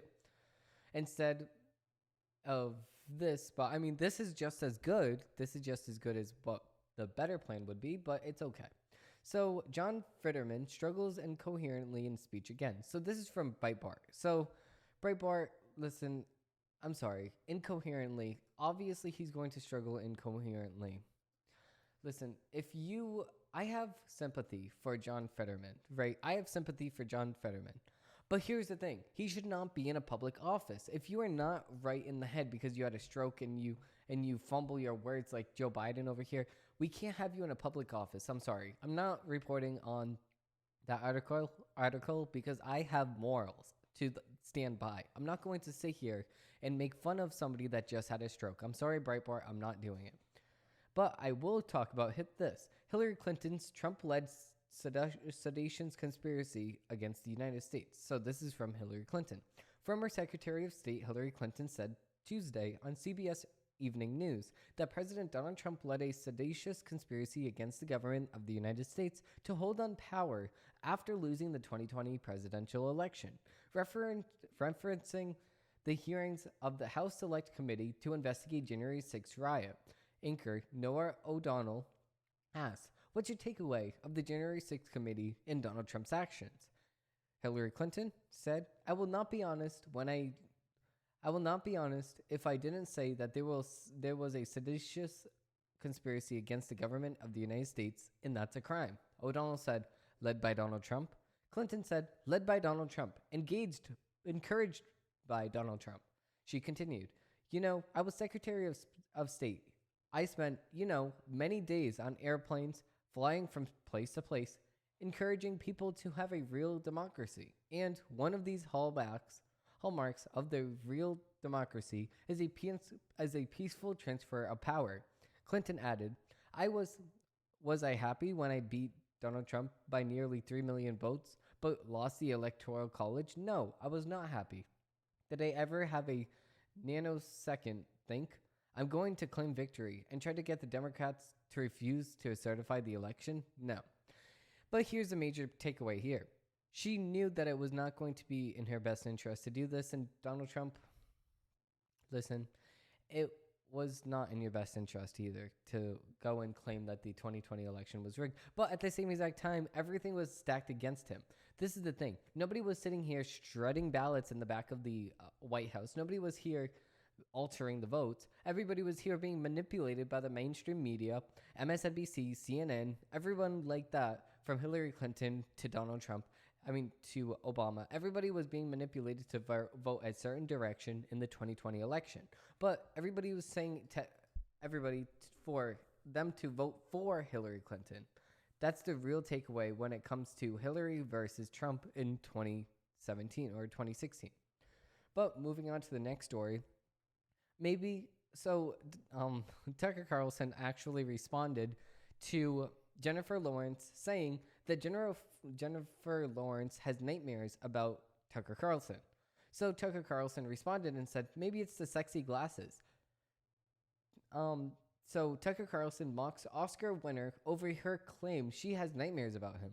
So Fox News host responded on Tuesday with this, and I will actually play it for you guys now. So can it really be your fault? Are you really responsible if major Hollywood starlets dream about you?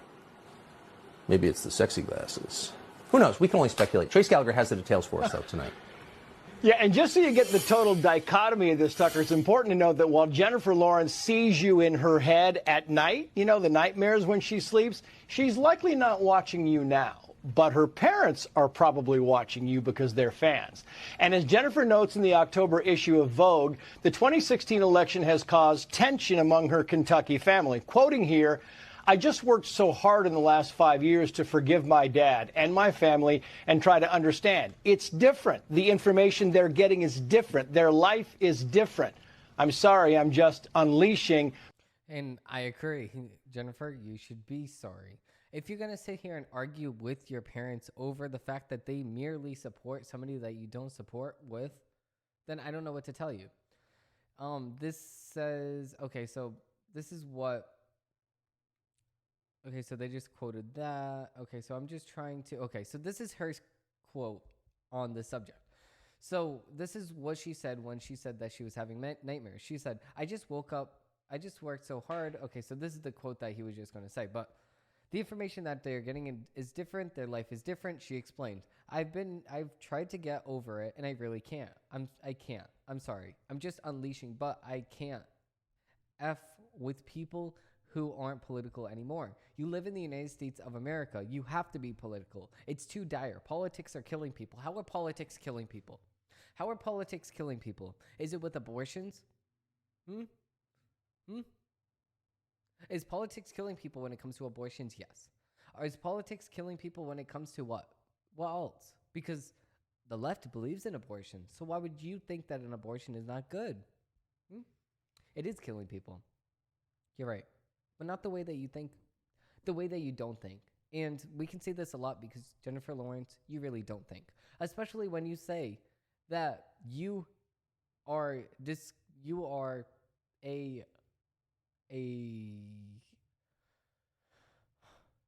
need sympathy because of the fact that somebody else, which is more credible and a better actor than you, gets paid more than you. So Jennifer Lawrence the other day came out and said that she is everyone is sexist because they didn't pay her as much money as Johnny Depp. Johnny Depp is a way better actor than Jennifer Lawrence will ever be. And I'm sorry, it's not just because of the fact that Johnny Depp is a guy and Jennifer Lawrence is a girl. She said this while in her she said this in her private pool, in-ground pool in her mansion in California. She also said this while having a net worth of $167 million. So why are you going to complain about $5 million when you're living the life? Why do you want more? It just doesn't make any sense. Next. So, top Pennsylvania newspaper blasts Fetterman. His excuses to get out of the debate do not cut it. Yes, listen, Fetterman, you have to be in the debate against the best TV doctor around, Dr. Oz. See, the editorial board of one of Pennsylvania's large newspapers this week slammed Democrat United States Senate candidate John Fetterman's attempts to get out of debating his opponent, Republican United States candidate Dr. Oz, following his stroke earlier this year, saying that his excuses won't cut it with voters.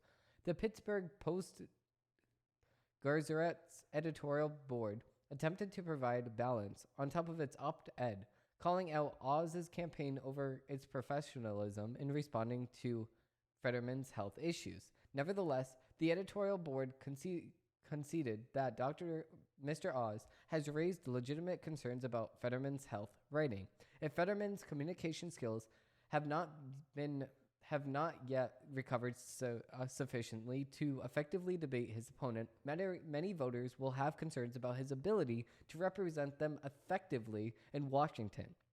While he has gamingly undertaken more campaign events and media interviews in the recent weeks, Mr. Fetterman still speaks haltingly and relies on closed campaign captioning to fully understand his conversation partners. The editorial board wrote that Fetterman's campaign was too optimistic with its initial projections of how quickly Fetterman would recover, and that even the most recent predictions of several more months to have a complete recovery might also be too optimistic, if at all. The editorial board concluded, Dr. Oz is pressing the issue in an adolescent manner. Nevertheless, a live debate is the best way to assure voters Mr. Fetterman is up to the job. The Republicans' antics have gotten Mr. Fetterman's a plausible out. He won't share the stage with somebody who has behaved so shamelessly, but that won't cut it. Voters have a right to know whether their prospective senator can do the job, including handling to give and take out a vigorous debate. The op-ed comes as a video clip emerged from Labor Day showing Fetterman struggling while speaking at a campaign event.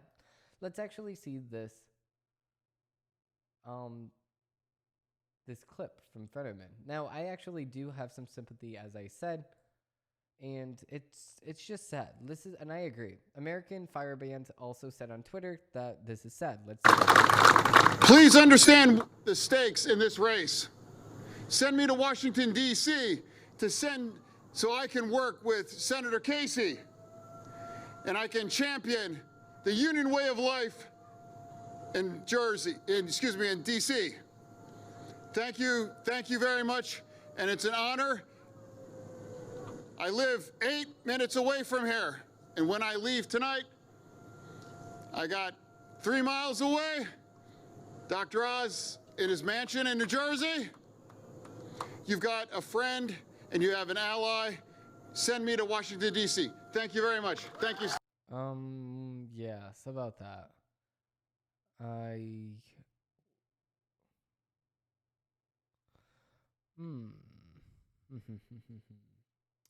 Okay, now, I don't know. This dude is Iraq. The attorney and communist Kurt Sketchler responded.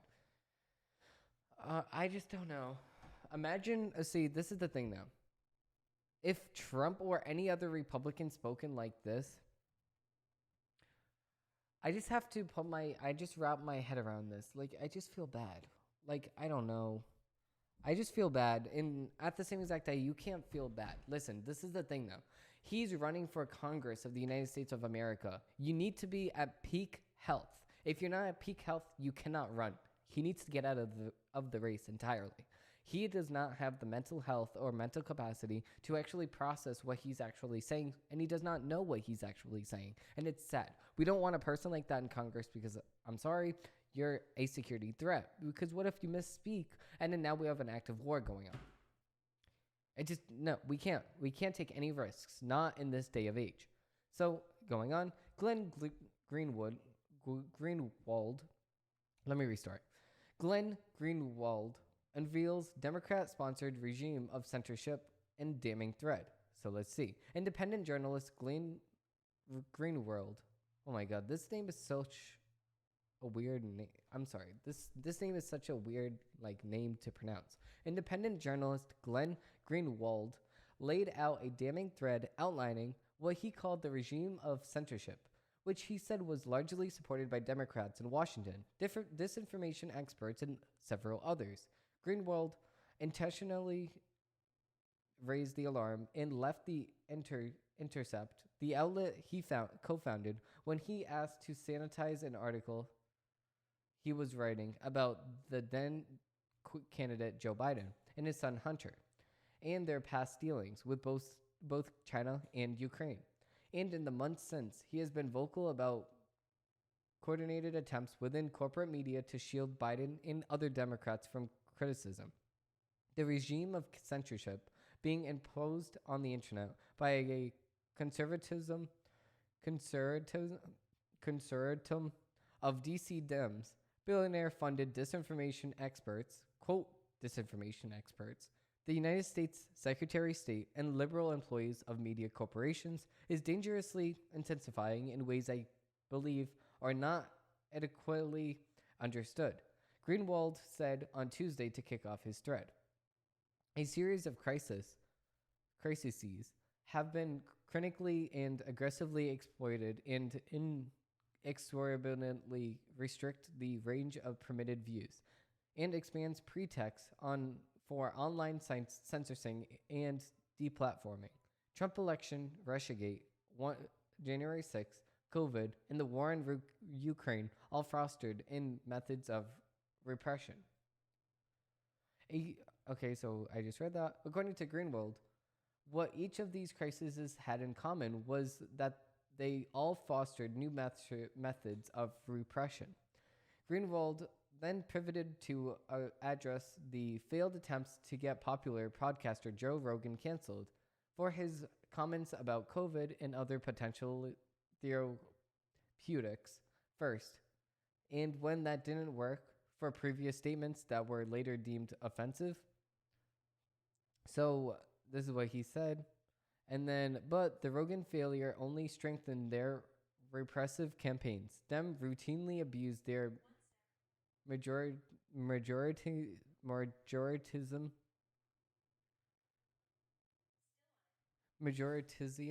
Oh my God, why is Siri talking right now? Okay. Dems routinely abuse their majoritarian power in DC to explicitly coerce big tech silencing of their opinions, of their oppositions and dissent. This is government censorship disguised as corporate autonomy. But that Rogan failed. Okay, I just read that. Greenwald went on to say that the move to promote censorship had created a whole new industry, and he called out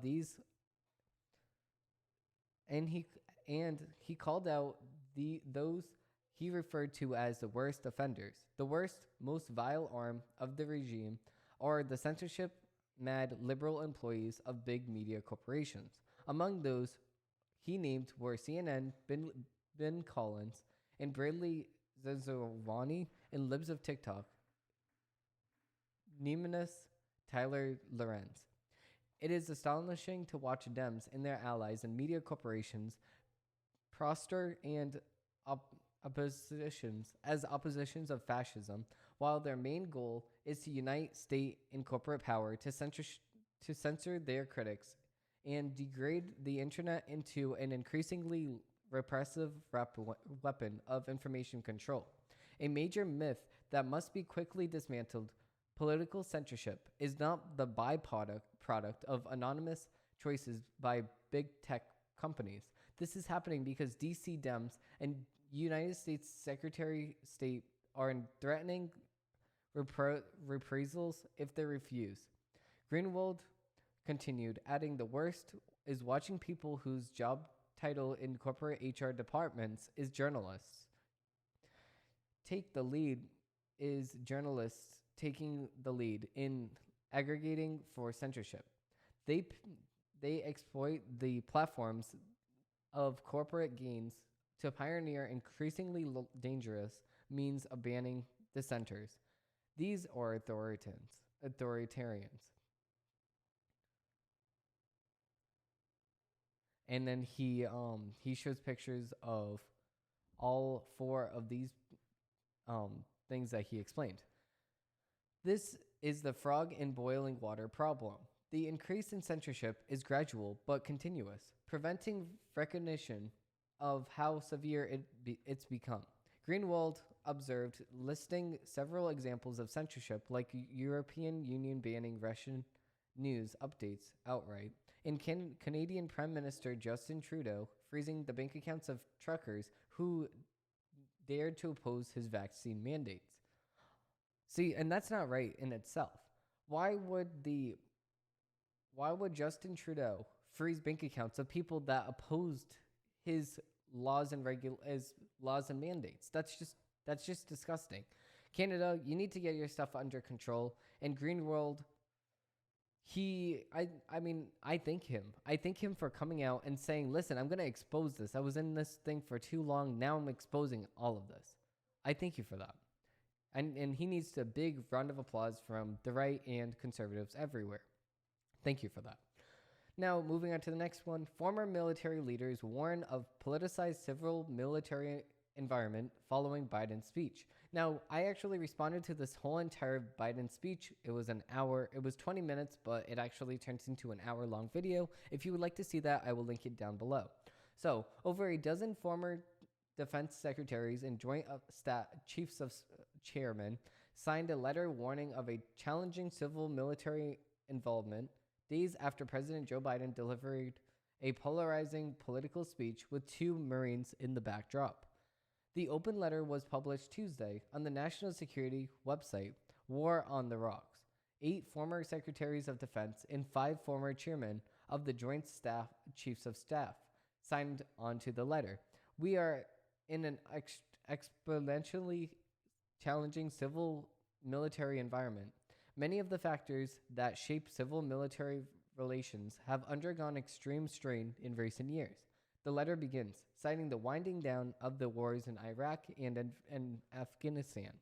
The United States withdrawal from Afghanistan the last year was defined by chaos and bloodshed as 13 United States service members died in a terror attack on the war's final days.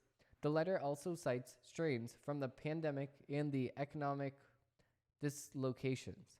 It also said military professionals have experienced an extremely adverse environment characterized by the diversiveness of effective polarization that culminated in the January 6, 2021 riot at the United States Capitol. That's his words, not mine. The letter then outlines 16 core principles and best practices to be observed by military and civilian leaders to protect the integrity of the military and from politicization and controversy. The letter comes 5 days after Biden stirred such a controversy by featuring 2 United States Marines in the backdrop of a political speech in which he declared Donald Trump and the ultra MAGA Republicans represent an extremism that threatens the very foundations of our republic. That's his quote, not mine. While plenty of critics blasted Biden's language, many others took note of this conspiracious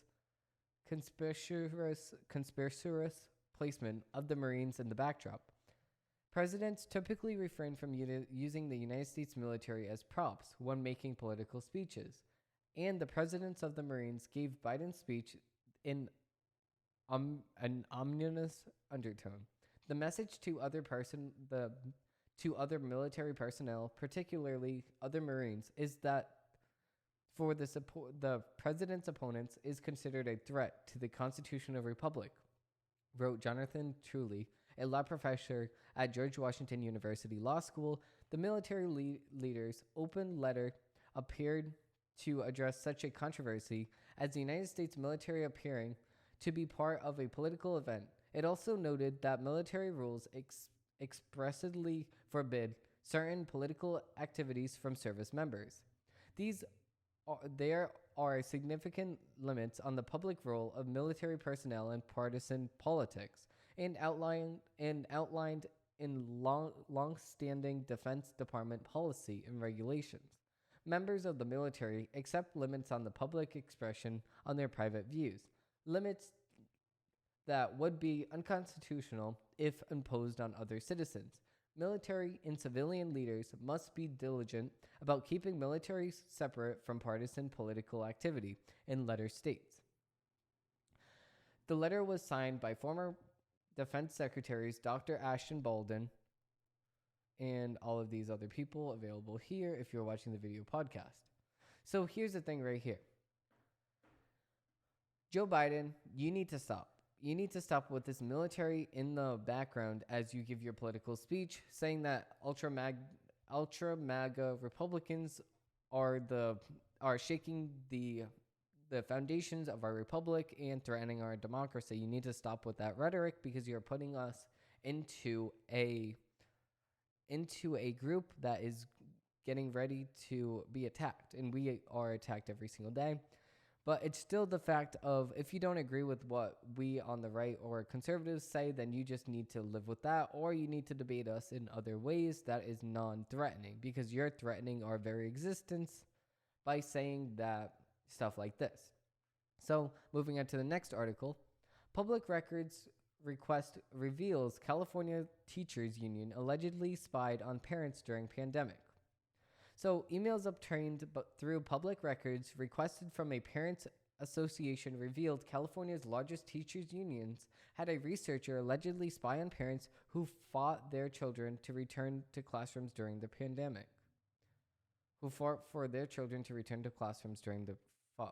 Okay? Allison Strategian, one of their founders of the Parents Association, which is a group of North San Diego County parents in various school districts, told Fox News that the emails from the California Teachers Association showed it worked against parents who wanted their children's schools to reopen completely. We already suspected it because we see the same people show up at every school board meeting saying the same things, echoing what the union is saying. Stratton said, so it's not a surprise. The CTA, which proudly boasts that it's the largest Democratic for member-driven organization in the state, allegedly began searching for information a month after the parents group successfully sued the state for reopening schools in March 2021. See what I mean? These teachers don't want to work. These teachers are not in the classrooms. They're at home. They're using COVID as an excuse so they can just stay home and just stay on their computer. The teachers union reportedly summoned strategist research specialist Ann Swinburne to uncover some of the ideological leaning of groups that bankrolled the lawsuits filed against the school districts across the state. In a series of exchanges, Swinburne reached out to a group of anonymous insiders who had the scoop on the Parents Association. During one of the replies, one of the parties accidentally included a principal within the San Diego Union High School District, which has been sued by a local union-backed CTA to stay closed in December 2020. I think you accidentally included Adam Comso in your reply. One of the emails reads, not sure if I needed to do any damage control. I don't think there will be an issue, the response said, unless someone does a record request for his work email. Ian Stratton with the Parents Association did just that. Once the association disseminated the emails around social media outlets, Swinburne deleted her Twitter account. However, several archived tweets from Swinburne unearthed by parent groups alleged that the CTA researcher believed right-wing groups and big money interests were behind the vanguard for children to return to in-person learning.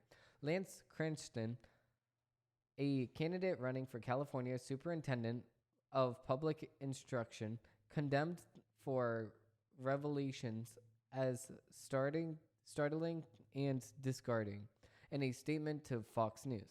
Conducting opposition research is a common practice in political campaigns, but to have teachers unions dedicate personal and political target moms and dads protecting their own children and expressing their First Amendment rights is both startling and disgusting. Christensen said, that's such a weird name. Entrenched special interests have used their war chest over the last 2.5 years to intimidate and threaten anyone who dares to challenge their ineffective regime over public education. This must end, he added. Yes, I totally agree. This regime that the left has on teachers' unions and everything like that needs to stop. Now going into the next article right here. I'm like an addict, do I gotta have it. I ain't even playing, got a really bad habit. If it moves, gotta grab it. Fuse like a magnet, lose, won't have it till I'm doomed in a casket. Okay, so the next article that we're going to be getting into is Kathy Griffin blasted for telling people that they'll get into a civil war unless they vote Democrat. Now, Kathy Griffin has a history of doing this exact thing. Kathy Griffin literally, in 2016, during the election, and I'm going to try to get a picture up of what Kathy Griffin actually did. She got Donald Trump's head on display, and then she just lifted it up, and then she held it up for everybody to see on her show. And it's the President of the United States in a bloody, literal, like, that's disgusting. That's the President of the United States. That's what you're showing. This is what you're showing. Like, yeah, okay, you might not like him, but you're not going to go and put his head all bloody and have his head just hanging there. Like, what are you doing exactly? She doesn't even know. She blamed other people. But at the same exact time she did that, now she's doing this and she's saying that we're going to get into a civil war. Listen, you're stupid. So she tweeted on Twitter on September 6th and said, if you don't want a civil war, vote for Democrats in November. If you do want a civil war, vote Republican. That's stupid. Griffin's most recent claim to fame was a photo in which she held up a prop made to look like the served head of former President Trump. Like I just said, that photo cost the My Life on the D list actress her annual gig hosting CNN's New Year's Eve broadcast alongside longtime network host Anderson Cooper. Now, of course this was on CNN, but she got dropped right after that because they said, we don't want this. So critics appeared to be just impressed with Griffin's assertion of imminent civil war as they were with her staged Trump photo. And they responded in amaze via Twitter. So you're threatening civil war from the left if you don't get your way? I thought I can't talk today. I thought Joe Biden just said we were the violent ones. Miss Massacre 2.0. And then she switched her name to Miss Massacre 2.0 on Twitter. That's funny. And then this other person on Twitter said, if the choice is being crushed by nasty tutorialistin, no wait, tutorian, tutorial, tutorial, tutorialitin, Thai, total, total, totalitarian, diverts,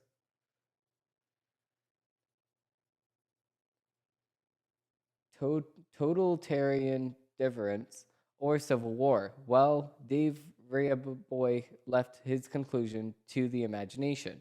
So you're threatening war if the election doesn't go your way and Democrats do not win?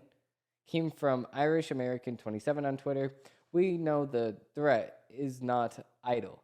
We have been living through your civil war for the last 6 years now. We're used to it. Kathy Griffin is inciting violence on Twitter again. She must be struggling to book gigs and is in need of attention. Another person said on Twitter, if you like high prices, vote Democrats in November. If you want to be energy independent, vote Republican. Julian Anderson took her tweet in a slightly different direction. Terrorism, noun. The unlawful use of violence and intimidation, especially against civilians, in pursuit of political arms. And another person tweeted, actually, the person that tweeted was a senator, his name is Ted Cruz, and said, this is wrong. Crazy Hollywood lefty threatening civil war if Dems don't win. Sadly, this is today's left. Angry, hateful, and violent. But also at the same exact time, Joe Biden's going to say, we need peace, we need unity. I'm not a red or a blue Democrat. I am the United States president. Like, that's stupid. But in other news, this is completely taking a different turn, but Queen Elizabeth II died at 96 after 70 years on the throne. This is crazy. She just died. As I'm shooting this video, this is worldwide headlines right now. Queen Elizabeth II just died. Sorry for everybody's loss. Sorry for the royal family. I have your deepest hearts in my heart. I stand in deep sorrow for Queen Elizabeth. I did like her. She was a really, really good queen. I feel like she really did her job very well, and I have nothing but good things to say about Queen Elizabeth. It's very, very sad when you go and see what London lost, but you look at the pictures and you just say, wow, she lived a good life. She had lots of memories. It's just sad. It really is. It's sad when we lose somebody that is in the public eye. It's just sad overall when we're seeing these pictures and seeing these memories and seeing all the people that she inspired every single day and seeing all the people that she helped. It's just sad. But moving on to the next story, filled with trauma. This whole episode filled with trauma. So, raised with trauma. Sandy Hook survivors sent hope to Uvalde, Texas. Now, I think that some people would say that the Sandy Hook thing didn't happen, and those people were sadly sued. We're not going to really get into that. But, see, the thing is that why wouldn't these people from Uvalde, Texas, have the utmost respect from the Sandy Hook victims? It's literally the same exact thing. But anyways, I do have my, even this, the Uvalde, Texas shooting, we already talked about it. It's very, very bad how the police responded. And if I do make a public statement about this, I would say that every single one of those police officers that were there deserve to be arrested. And they don't deserve to be in the force any longer than they already have been. That's my public statement on that. But moving on to the next thing from the AP, elected officials, police chiefs on leaked Oath Keepers list. Now, this isn't the best thing for police officers to be in junction with because of the fact that it's not good. Like the Oath Keepers, okay, not good. They were trying to, quote, cause an insurrection on January 6th. Now, you can think of what you want to think of, but Also, this isn't good. The names of hundreds of U.S. law enforcement officers, elected officials, and military members appear on the leaked membership rolls of a far-right extremist group that's accused of playing a key role in the January 6, 2021 protest at the United States Capitol, according to a report released Wednesday. The Anti-Defamation League Center on Extremism poured over more than 38,000 names on leaked Oath Keepers membership list and identified more than 370 people it believes currently work in law enforcement agencies, including police chiefs and sheriffs, more than 100 people who are currently members of the military. It also identified more than 80 people that were running for or served in public office as of early August. The member information was compiled into a database published by the Transparency Collective Distributed Denial of Secrets. That's a mouthful.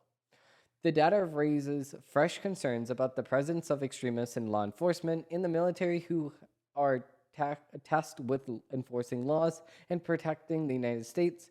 It's especially problematic for public servants to be associated with extremists at this time. Lies about the 2020 election are fueling threats of violence against lawmakers and institutions. This is from the AP, in their words, not mine. Even if those who claimed to have left the organization when it became to employ more aggressive tactics in 2014, it is important to remember that the Oath Keepers have imposed extremism since their founding, and this fact was not enough to deter these individuals from signing up, the report says. Appearing in the Oath Keepers database doesn't prove that a person was ever an active member of the group or shares its ideology. Some people on the list were contacted by the Associated Press, and that they were briefly members years ago and are no longer affiliated with the group. Some said that they were never dues paying members. So their views are too extreme for me, said Sean Mobley, sheriff of Ortona County, Colorado. Mobley told the AP in an email that he distanced himself from the Oath Keepers years ago after concerns about its involvement in the standoff against the federal government at Buncie Ranch in Buckerville, Nevada, among other things. The Oath Keepers, founded in 2009 by Stuart Rhodes, is a loosely organized conspiracy theory-fueled group that recruits current and former military police officers and first responders. It asks its members to vow to defend the Constitution against all memories, foreign enemies, foreign and domestic. Promotes the belief that federal government is out to strip citizens of their civil liberties and paints its followers as defenders against tyranny. Their words, not mine. More than 24 people associated with the Oath Keepers, including Rhodes, have been charged in connection with the January 6th attack. Rhodes and 4 other Oath Keeper members or associates are heading to trial this month on seditious conspiracy charges for what prosecutors have described as a weeks-long plot to keep then-President Donald Trump in power. Rhodes and the other Oath Keepers say that they are innocent and there was no plan to attack the Capitol. The Oath Keepers have grown quickly along with a wider anti-government movement and used tools of the internet to spread their message during Barack Obama's presidency, said Rachel Curl Rivers, intern deputy director of research with the Southern Poverty Law Center's Intelligence Project. But since January 6th, the Rhodes arrest, the group has struggled to keep members, she said, because it's very, very extreme. That's my words. But other than that, that's their words.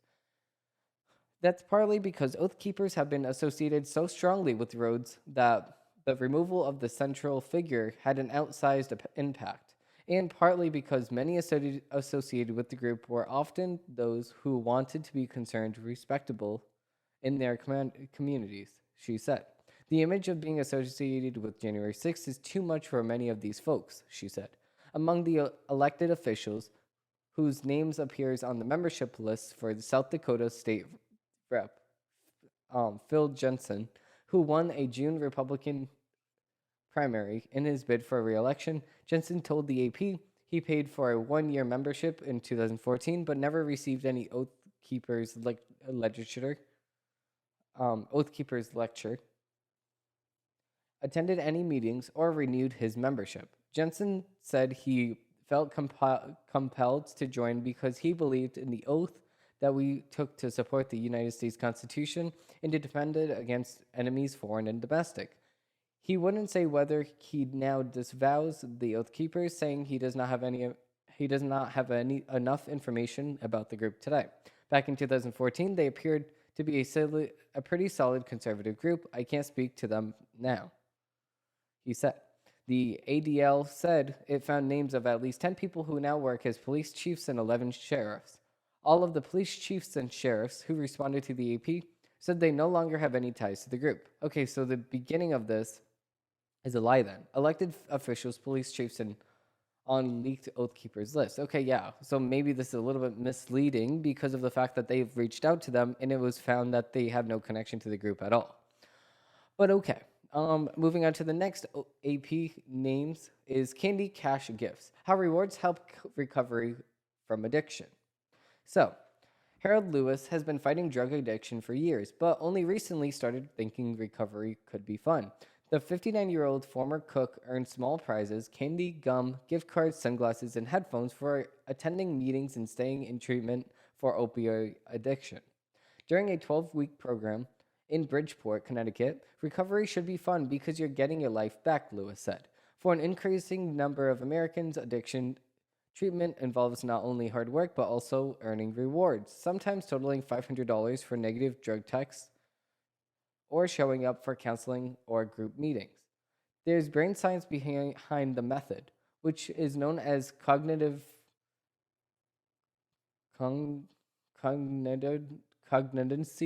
management, and bears to wider adoption of reward programs, such as government concerns about fraud are starting to crumble.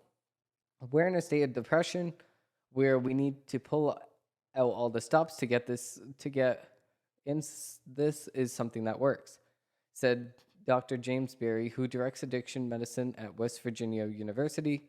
United States overdoses deaths climbed to a record high during the pandemic, while opiates are most likely to blame. Deaths involving stimulants such as meth also are climbing. Often, people die with multiple drugs in their system. I completely agree with that. It's just disgusting that people get addicted in the first place, but I do think that it's a really, really good idea to actually start incentivizing them to actually quit the drugs that they are on because of the fact that they are really hardcore drugs. I mean, if you're doing meth itself, that's a really, really bad hardcore drug. So you getting off of that is the best thing you could possibly do. So getting into the next article, New Mexico banishes Trump ally from office for insurrection. Let's get into it. So, this doesn't really make a lot of sense to me, so let's get right in. So a New Mexico State District Court judge on Tuesday disqualified county commissioner and Cowboys for Trump co-founder Corey Griffin from holding public office for engaging in an insurrection at the United States Capitol on January 6th, supposedly. That's their words, not mine. The judgment from State District Court Judge Francis Matthew permanently bars Griffin from federal and local public office. It arrived amid a spate of lawsuits aimed at sidelining political candidates and elected officials linked to the Capitol riots. Griffin was previously convicted in federal court of a misdemeanor for entering Capitol grounds on January 6th without going inside the building. He also was sentenced to 14 days and given credit for time served. The new ruling immediately removes Griffin from his position as commissioner in Orto County in southern New Mexico, and he also is barred from serving as a presidential elector. Mr. Griffin aided in the insurrection, supposedly, and even enough that he did not personally engage in violence, Matthew wrote. By joining the mob and trespassing on restricted Capitol grounds, Mr. Griffin contributed to delaying Congress's election certification proceedings. Griffin said that he was notified of his removal from office by Orto County staff, who prevented him from accessing his work computer and office space at the county building in Alamongo. Griffin, who served at his legal counsel at 2-day bench trial in August, called the ruling a total disgrace and disfranchises his constituents in Ordo County. The actions that are being taken are, I believe, perfect evidence of the tyranny that we are right now living under. Griffin said, "The left continues to speak about democracy being under attack, but is this democracy? Whether you're being removed from office by civil courts or by the opinion of a liberal judge. A flurry of similar lawsuits around the country are seeking to punish politicians who took part in January 6th under provisions of the 14th Amendment of the United States the United States Constitution, which holds that anyone who has taken an oath to uphold the Constitution can be barred from office for engaging in an insurrection or rebellion." So the thing is, when does this go into your First Amendment right of the United States? Every single person of the United States has the right to protest against the government. So when does this fall under the First Amendment? Because the First Amendment can't be the opposite of the 14th Amendment. So it's like, okay, that's a clear line, and we have to draw that line. That's what I think on the matter. Also, at the same exact time, if he went on Capitol grounds and he did not go inside the Capitol, then why is it a big deal? All of a sudden, why is it a big deal? So this is the last take right here from the AP. Groups filed complaint against Dinwiddie campaign and others. 2 organizations said that they have filed a complaint with the agency that enforces Alaska campaign finance rules, alleging improper coordination between Governor Mike Dinwiddie's campaign and a third-party group that supports Dinwiddie's re-election. The Alaska Public Interest Group and 907 Innovative, which advocates on civic and social issues, said the complaint was filed Tuesday with the Alaska Public Offices Commission. It was filed against the Dinwiddie campaign, the Republican Governors Association, the Third Group, A Stronger Alaska, and Brett Huber and his company Strategic Synergies LLC. The parties have blurred and overstepped all lines of separation that must exist between an official campaign and a group performing independent expenditures. I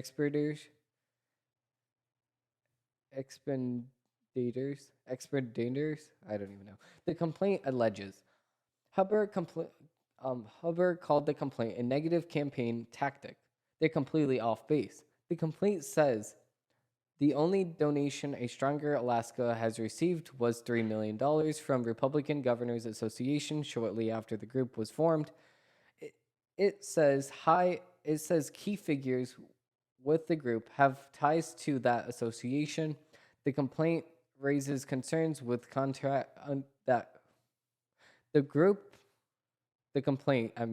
raises concerns with contacts that were between the governor's office and the former staffers Jordan Schelling and Huber. It says Schelling is managing Dinwiddie's campaign and that Huber and his company have been paid for consulting by A Stronger Alaska. Dinwiddie campaign spokesperson Andrew Jensen said by email that Schelling is listed in campaign disclosures as a deputy campaign treasurer. Jensen, by email, said the campaign was reviewing the complaint that had no immediate comment. The Associated Press sent emails seeking comment to Republican Governors Association, A Stronger Alaska, and to Schelling. A copy of a contact with Schelling provided by the governor's office in May was for consulting on renewable energy policy, deployment, and implementation. It was set to run from April 25 to September 24. Huber said Tuesday that he had not participated in any coordination.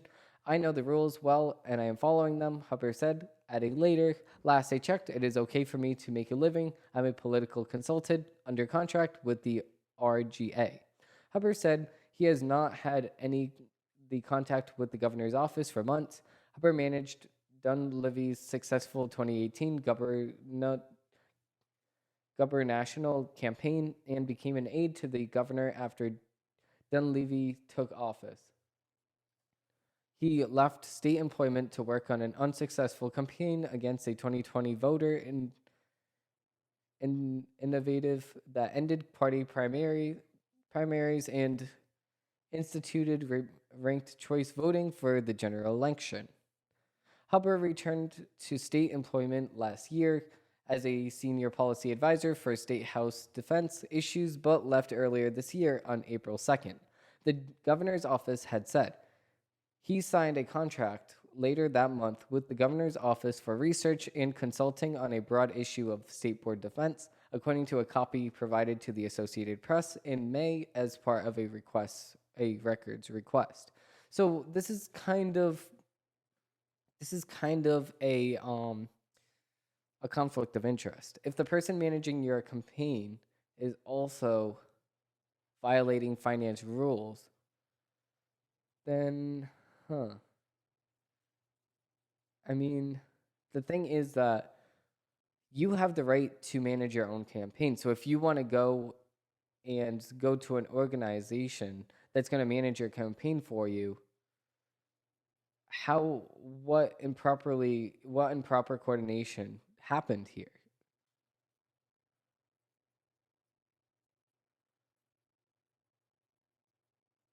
I mean, see, the thing is that all that really happened was blurred and overstepped all lines of separation that must exist between an official campaign and a group performing independent expenditures. But the thing is that, yeah, I mean, I would think that it is just a negative campaign tactic because they're completely off base. I mean, I would agree with Hubbard because of the fact that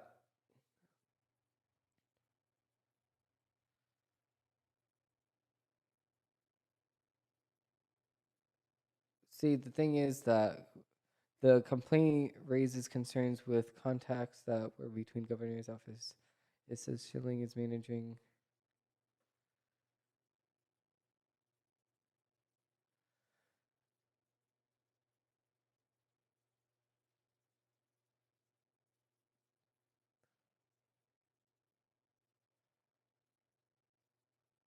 See, I mean, I would kind of have to agree with Hubbard's side.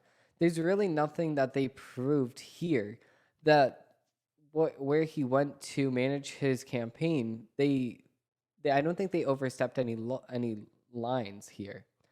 I think it is a negative campaign tactic, and I think they are completely off base. So I would completely agree with Hubbard in this situation. But going right past this, we're going to have the third segment of the show, which is actually the biggest investment news. So without further ado, let's begin.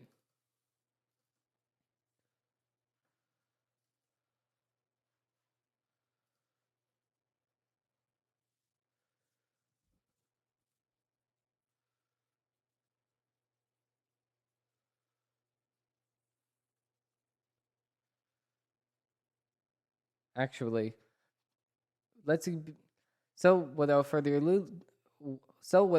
ado, let's begin with the drama of the week. I'm like an addict, do I gotta have it. I ain't even playing, got a really bad habit. If it moves, gotta grab it. Fuse like a magnet, lose, won't have it till I'm doomed in a casket. Okay, so beginning this, I think I touched base on this in the beginning of the show, of this episode, but see, now we have Tucker Carlson's reaction. So Tucker Carlson reacts to major Hollywood starlet Jennifer Lawrence having nightmares about him. So I find this hilarious, though. This is the thing. Oh wait, actually, we did talk about his reaction. I find it hilarious. This is what I was going to talk about for this. But actually, see, this is sad, though. Wait, let me see. Oh boy. I did put a couple of stories aside, but I guess that MSNBC doesn't want to. Jennifer Lawrence. Okay, we already talked about this.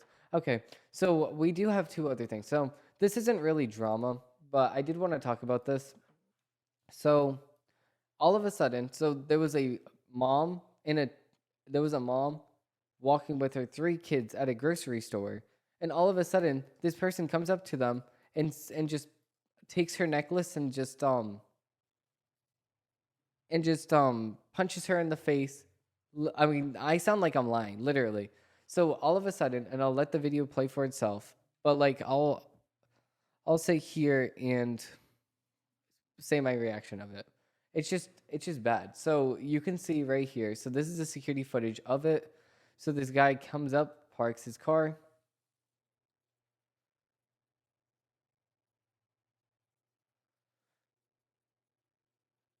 He parks his car, he backs up so he can get out really, really fast.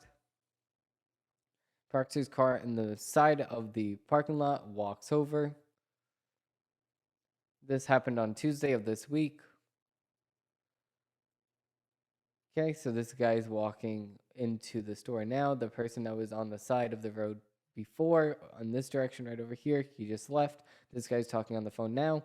Now the mother and 3 kids show up to the grocery store, and they're just walking. They're staying close. She's being a good mom so far. She has all of them holding hands with each other, because I mean, really, what do you expect? You don't expect the worst.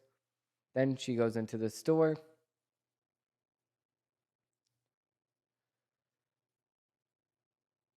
And then you see the guy following them right over here. Okay. Now we get to the inside camera. And we see them walking to the store now. Then this guy plans what he's going to do. And then hangs up the phone. And then starts doing this.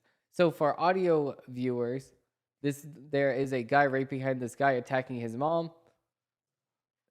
So for audio viewers, this is exactly what happened. I'm going to pause this, sorry, for video viewers. But the thing is, this guy was right behind this mom with 3 kids, literally goes up to the mom, takes her necklace, drags her to the floor, punches her in the face. The daughter that the mom was holding literally falls with the mom, and then the guy just runs out. And then there was a guy right behind the group with 3 kids and the mom, and then all the guy does was slightly move to the right to try to do something. He saw this whole entire thing unfold right in front of his face, and he does not do anything. I'm not blaming the guy for this happening, but I'm blaming the guy for really not doing that much. And then this guy just runs away. Literally just runs away. And then almost gets hit by a car while he's at it. Like, that's truly disgusting. That's truly disgusting. And I think that I forgot to hit play, but literally this guy runs away. I'll replay it. Boom. And then this guy's just watching him just run away. He runs out of the store. The person that just hit the mom just runs out of the store, almost gets hit by a car right over here. It's just truly disgusting to see this. The more times I see this, the more times I actually get more and more mad.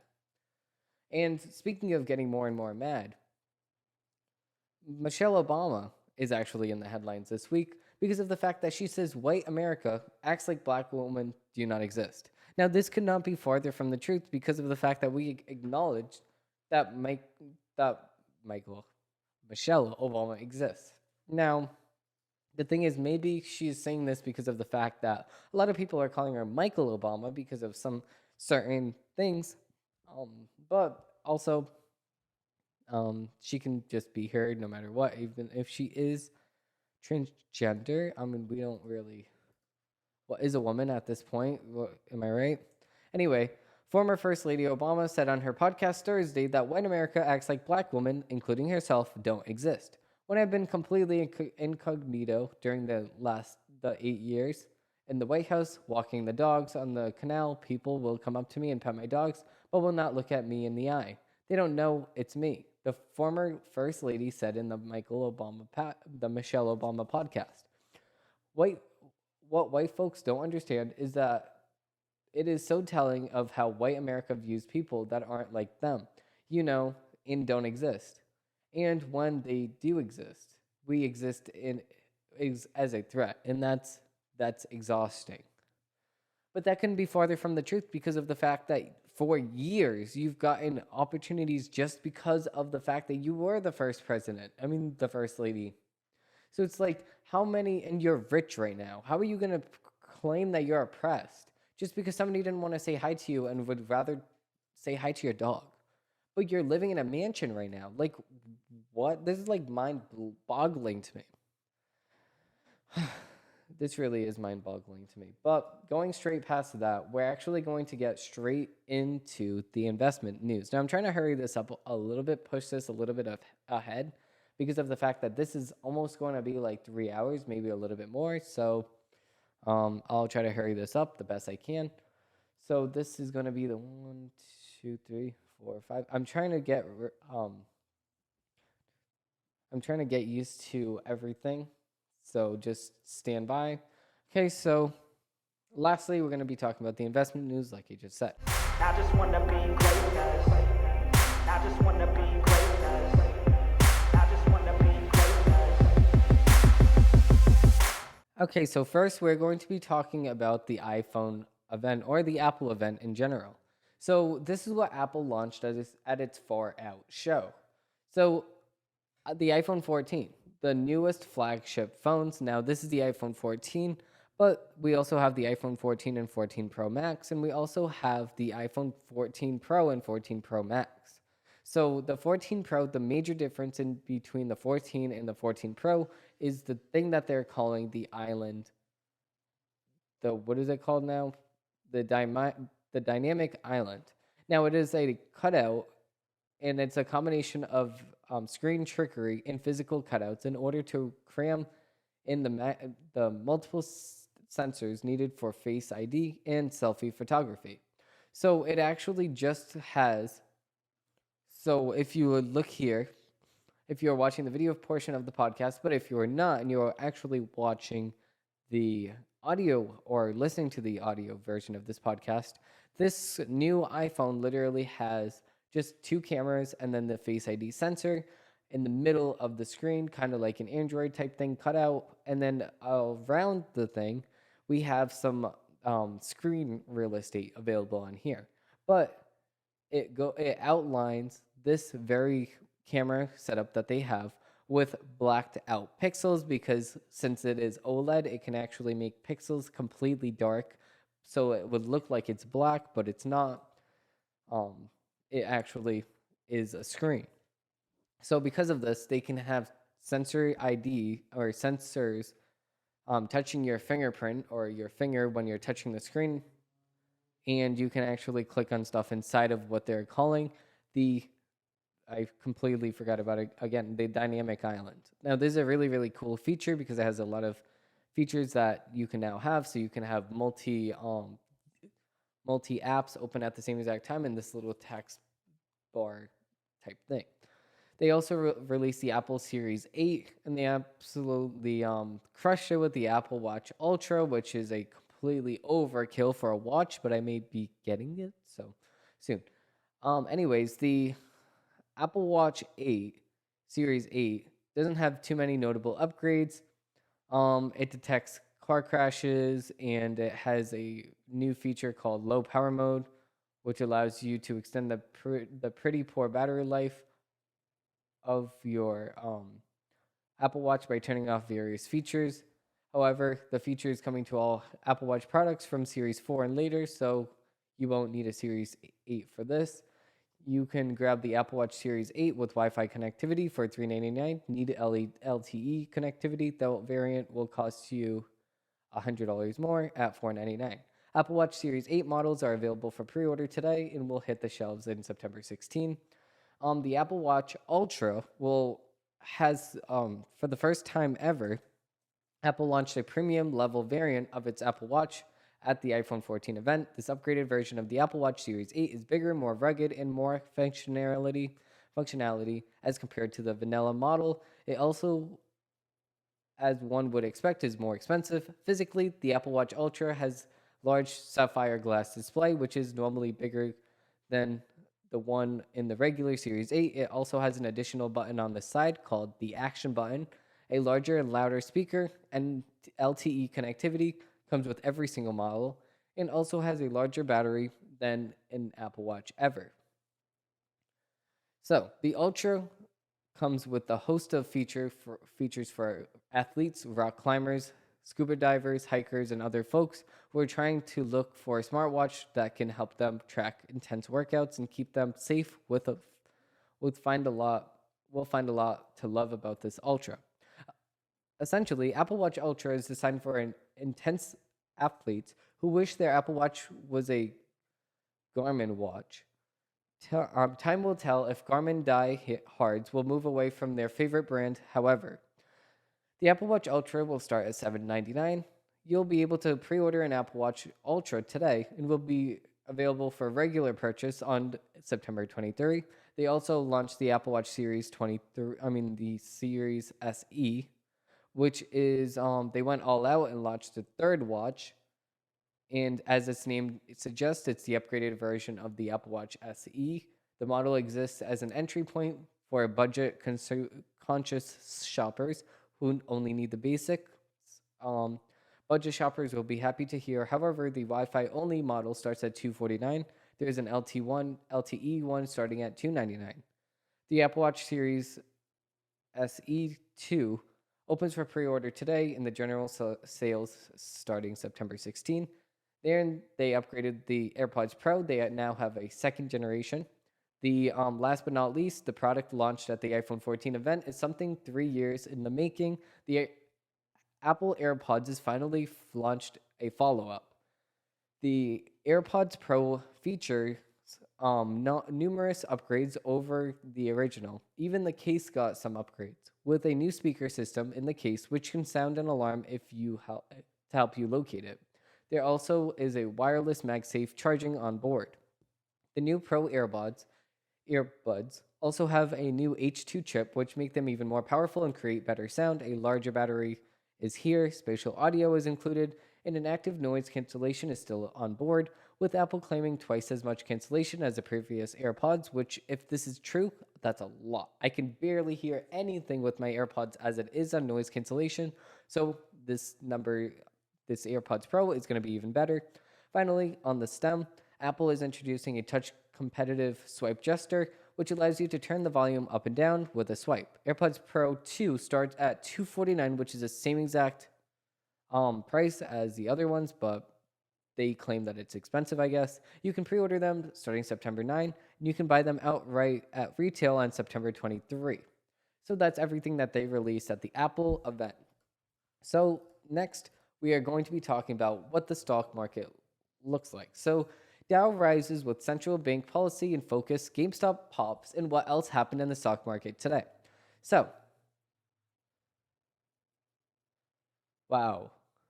They want me to subscribe for that? No, I'm good. I'm very good.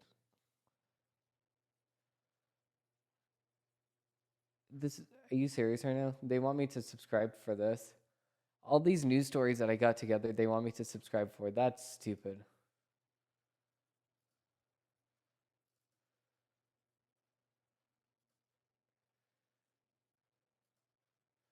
Wow.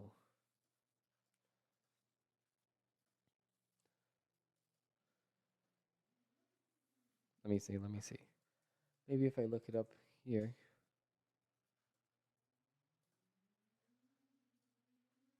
Okay.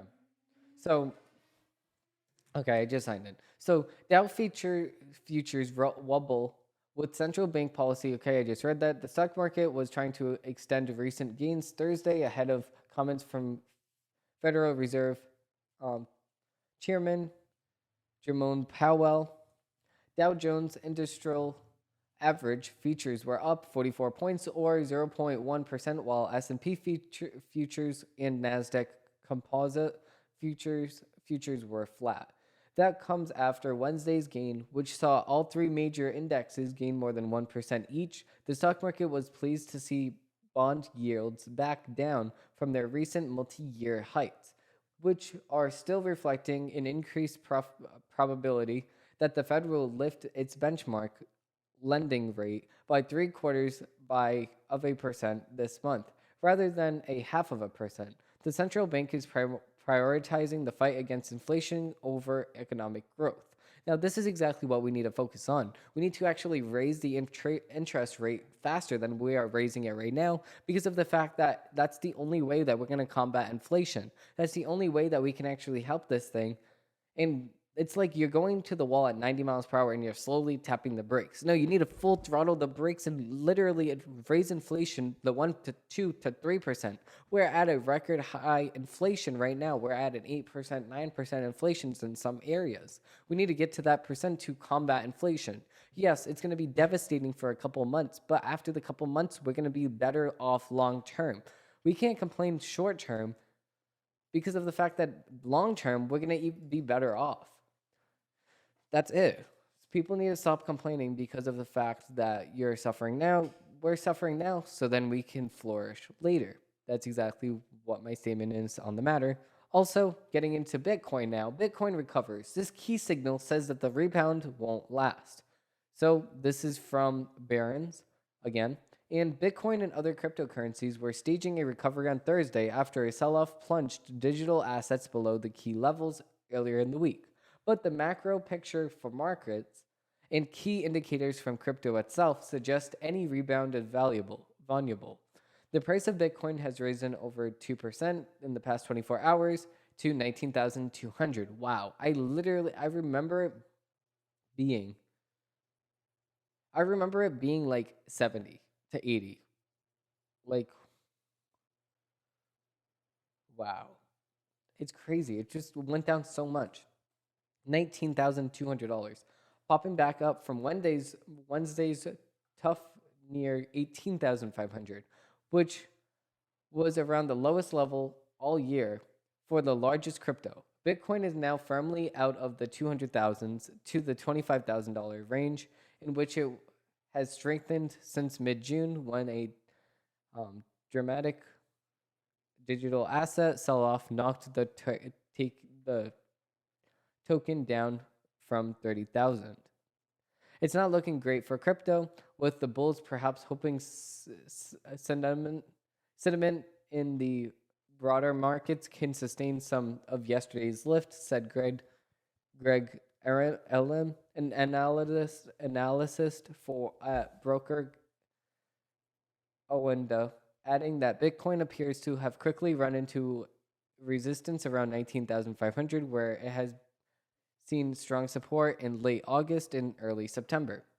So that's the facts with Bitcoin. Then let's get into the last story that I have from Fortune.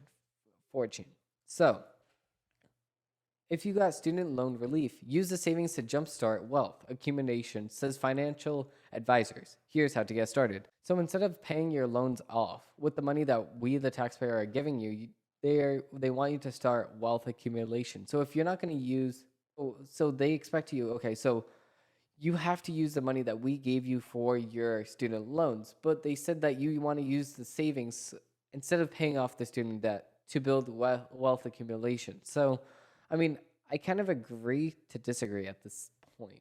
See, the thing is that there's no better thing to do than to invest in yourself, right? And to start building wealth accumulation. But at the same exact time, you're supposed to pay off the debt first. So if you got $10,000 and you had $10,000 to pay that first $10,000, you might as well put the second $10,000 you just have laying around just for no reason into paying off the debt itself also at the same exact time. It's just kind of stupidity, but it's also not stupidity at the same exact time. I can agree to disagree. But finally, we're going to be summing up. Welcome to Don't Trust. But we're going to be summing up. I got facts over tracks, this and that, spitting slow, spitting fast. I could roast, I could gas, think I'm okay at last, but I don't know if that can erase all the past. Okay, so before we head out for the week, I just wanted to talk about California is now telling people what to do inside of their own home. So the California governor, Gavin Newsom, is actually telling people when they can use electricity and when they cannot use electricity. So because of the fact that they have such a high climate, they need to have a lot of ACs on. And because of the fact that they need to have a lot of ACs on, they don't have the electric grid to handle all of these ACs on at the same exact time. So what they do instead is say, listen, you can only use this much electric during this much time, and you can only do this, this, and this, and this, and this, and this. Listen, you're telling the people what to do, and it's so not freedom written, okay? So the California governor is also putting ads in Florida to tell people to get out of that hellhole and to move to California instead. But it just doesn't make any sense because they have freedom in Florida. But they say that they also have freedom in California. But answer me this. Do you really have freedom in California if the governor himself is telling you that you cannot use your lights and you cannot use your AC and you need to put your AC on 78 degrees? Is that really freedom? You need to sit sweating your ass off, sitting in a dark house and enjoy your freedom. In California, that's exactly what the governor thinks, and that's exactly what he views the people as. He wants you to sit there in the scorching hot heat of the California desert heat. Hotness, 78 degrees is hot, okay, 78 degrees is hot, especially when it's like 100 outside. He wants you to sit there inside of your house in the complete darkness. Don't turn on your TV. Do not turn on any unnecessary lights at all. Sit there in complete darkness. Sit there sweating and buckle up and enjoy the freedom and the sweet, sweet air of living in a liberal town and city. So with that being taken off the table, my chest feels a lot better that I got that off my chest. But thank you all for watching. Thank you all for enjoying. And I hope that you have a great rest of your week. I will see you guys next week for my brand new episode of Don't Trust What You See. Before we go, I'm not a financial advisor. So all of my advice that I announced during the biggest investment news of the week is all opinion. So if I did offer anyone to buy any stock, that is merely just my opinion. Also, if you want to check out any other show created by me or my parent company, Araujo Studios, it's going to be available down below. Thank you all for watching, and I hope that you have a great rest of your day, week, and month. Bye. Thank you all for watching, and I hope that you have a great rest of your week. Thank you all, and have a great one. Hey, before you go, don't forget to check out all my other content that I don't only have on this channel, but all of my other channels that I have. I do have a cooking channel where I make weekly videos that I make pancakes and cupcakes and all different things like that. I also have a podcast channel where it is not political at all, and I just talk about my daily life. That's available on all the popular streaming platforms. And finally, we have this show, and we have a new show coming soon, which I will be announcing in the next couple weeks. If you did like this video, please subscribe down below for weekly content and like this video so I know that you like videos like this. Thank you all, and have a great one. Bye.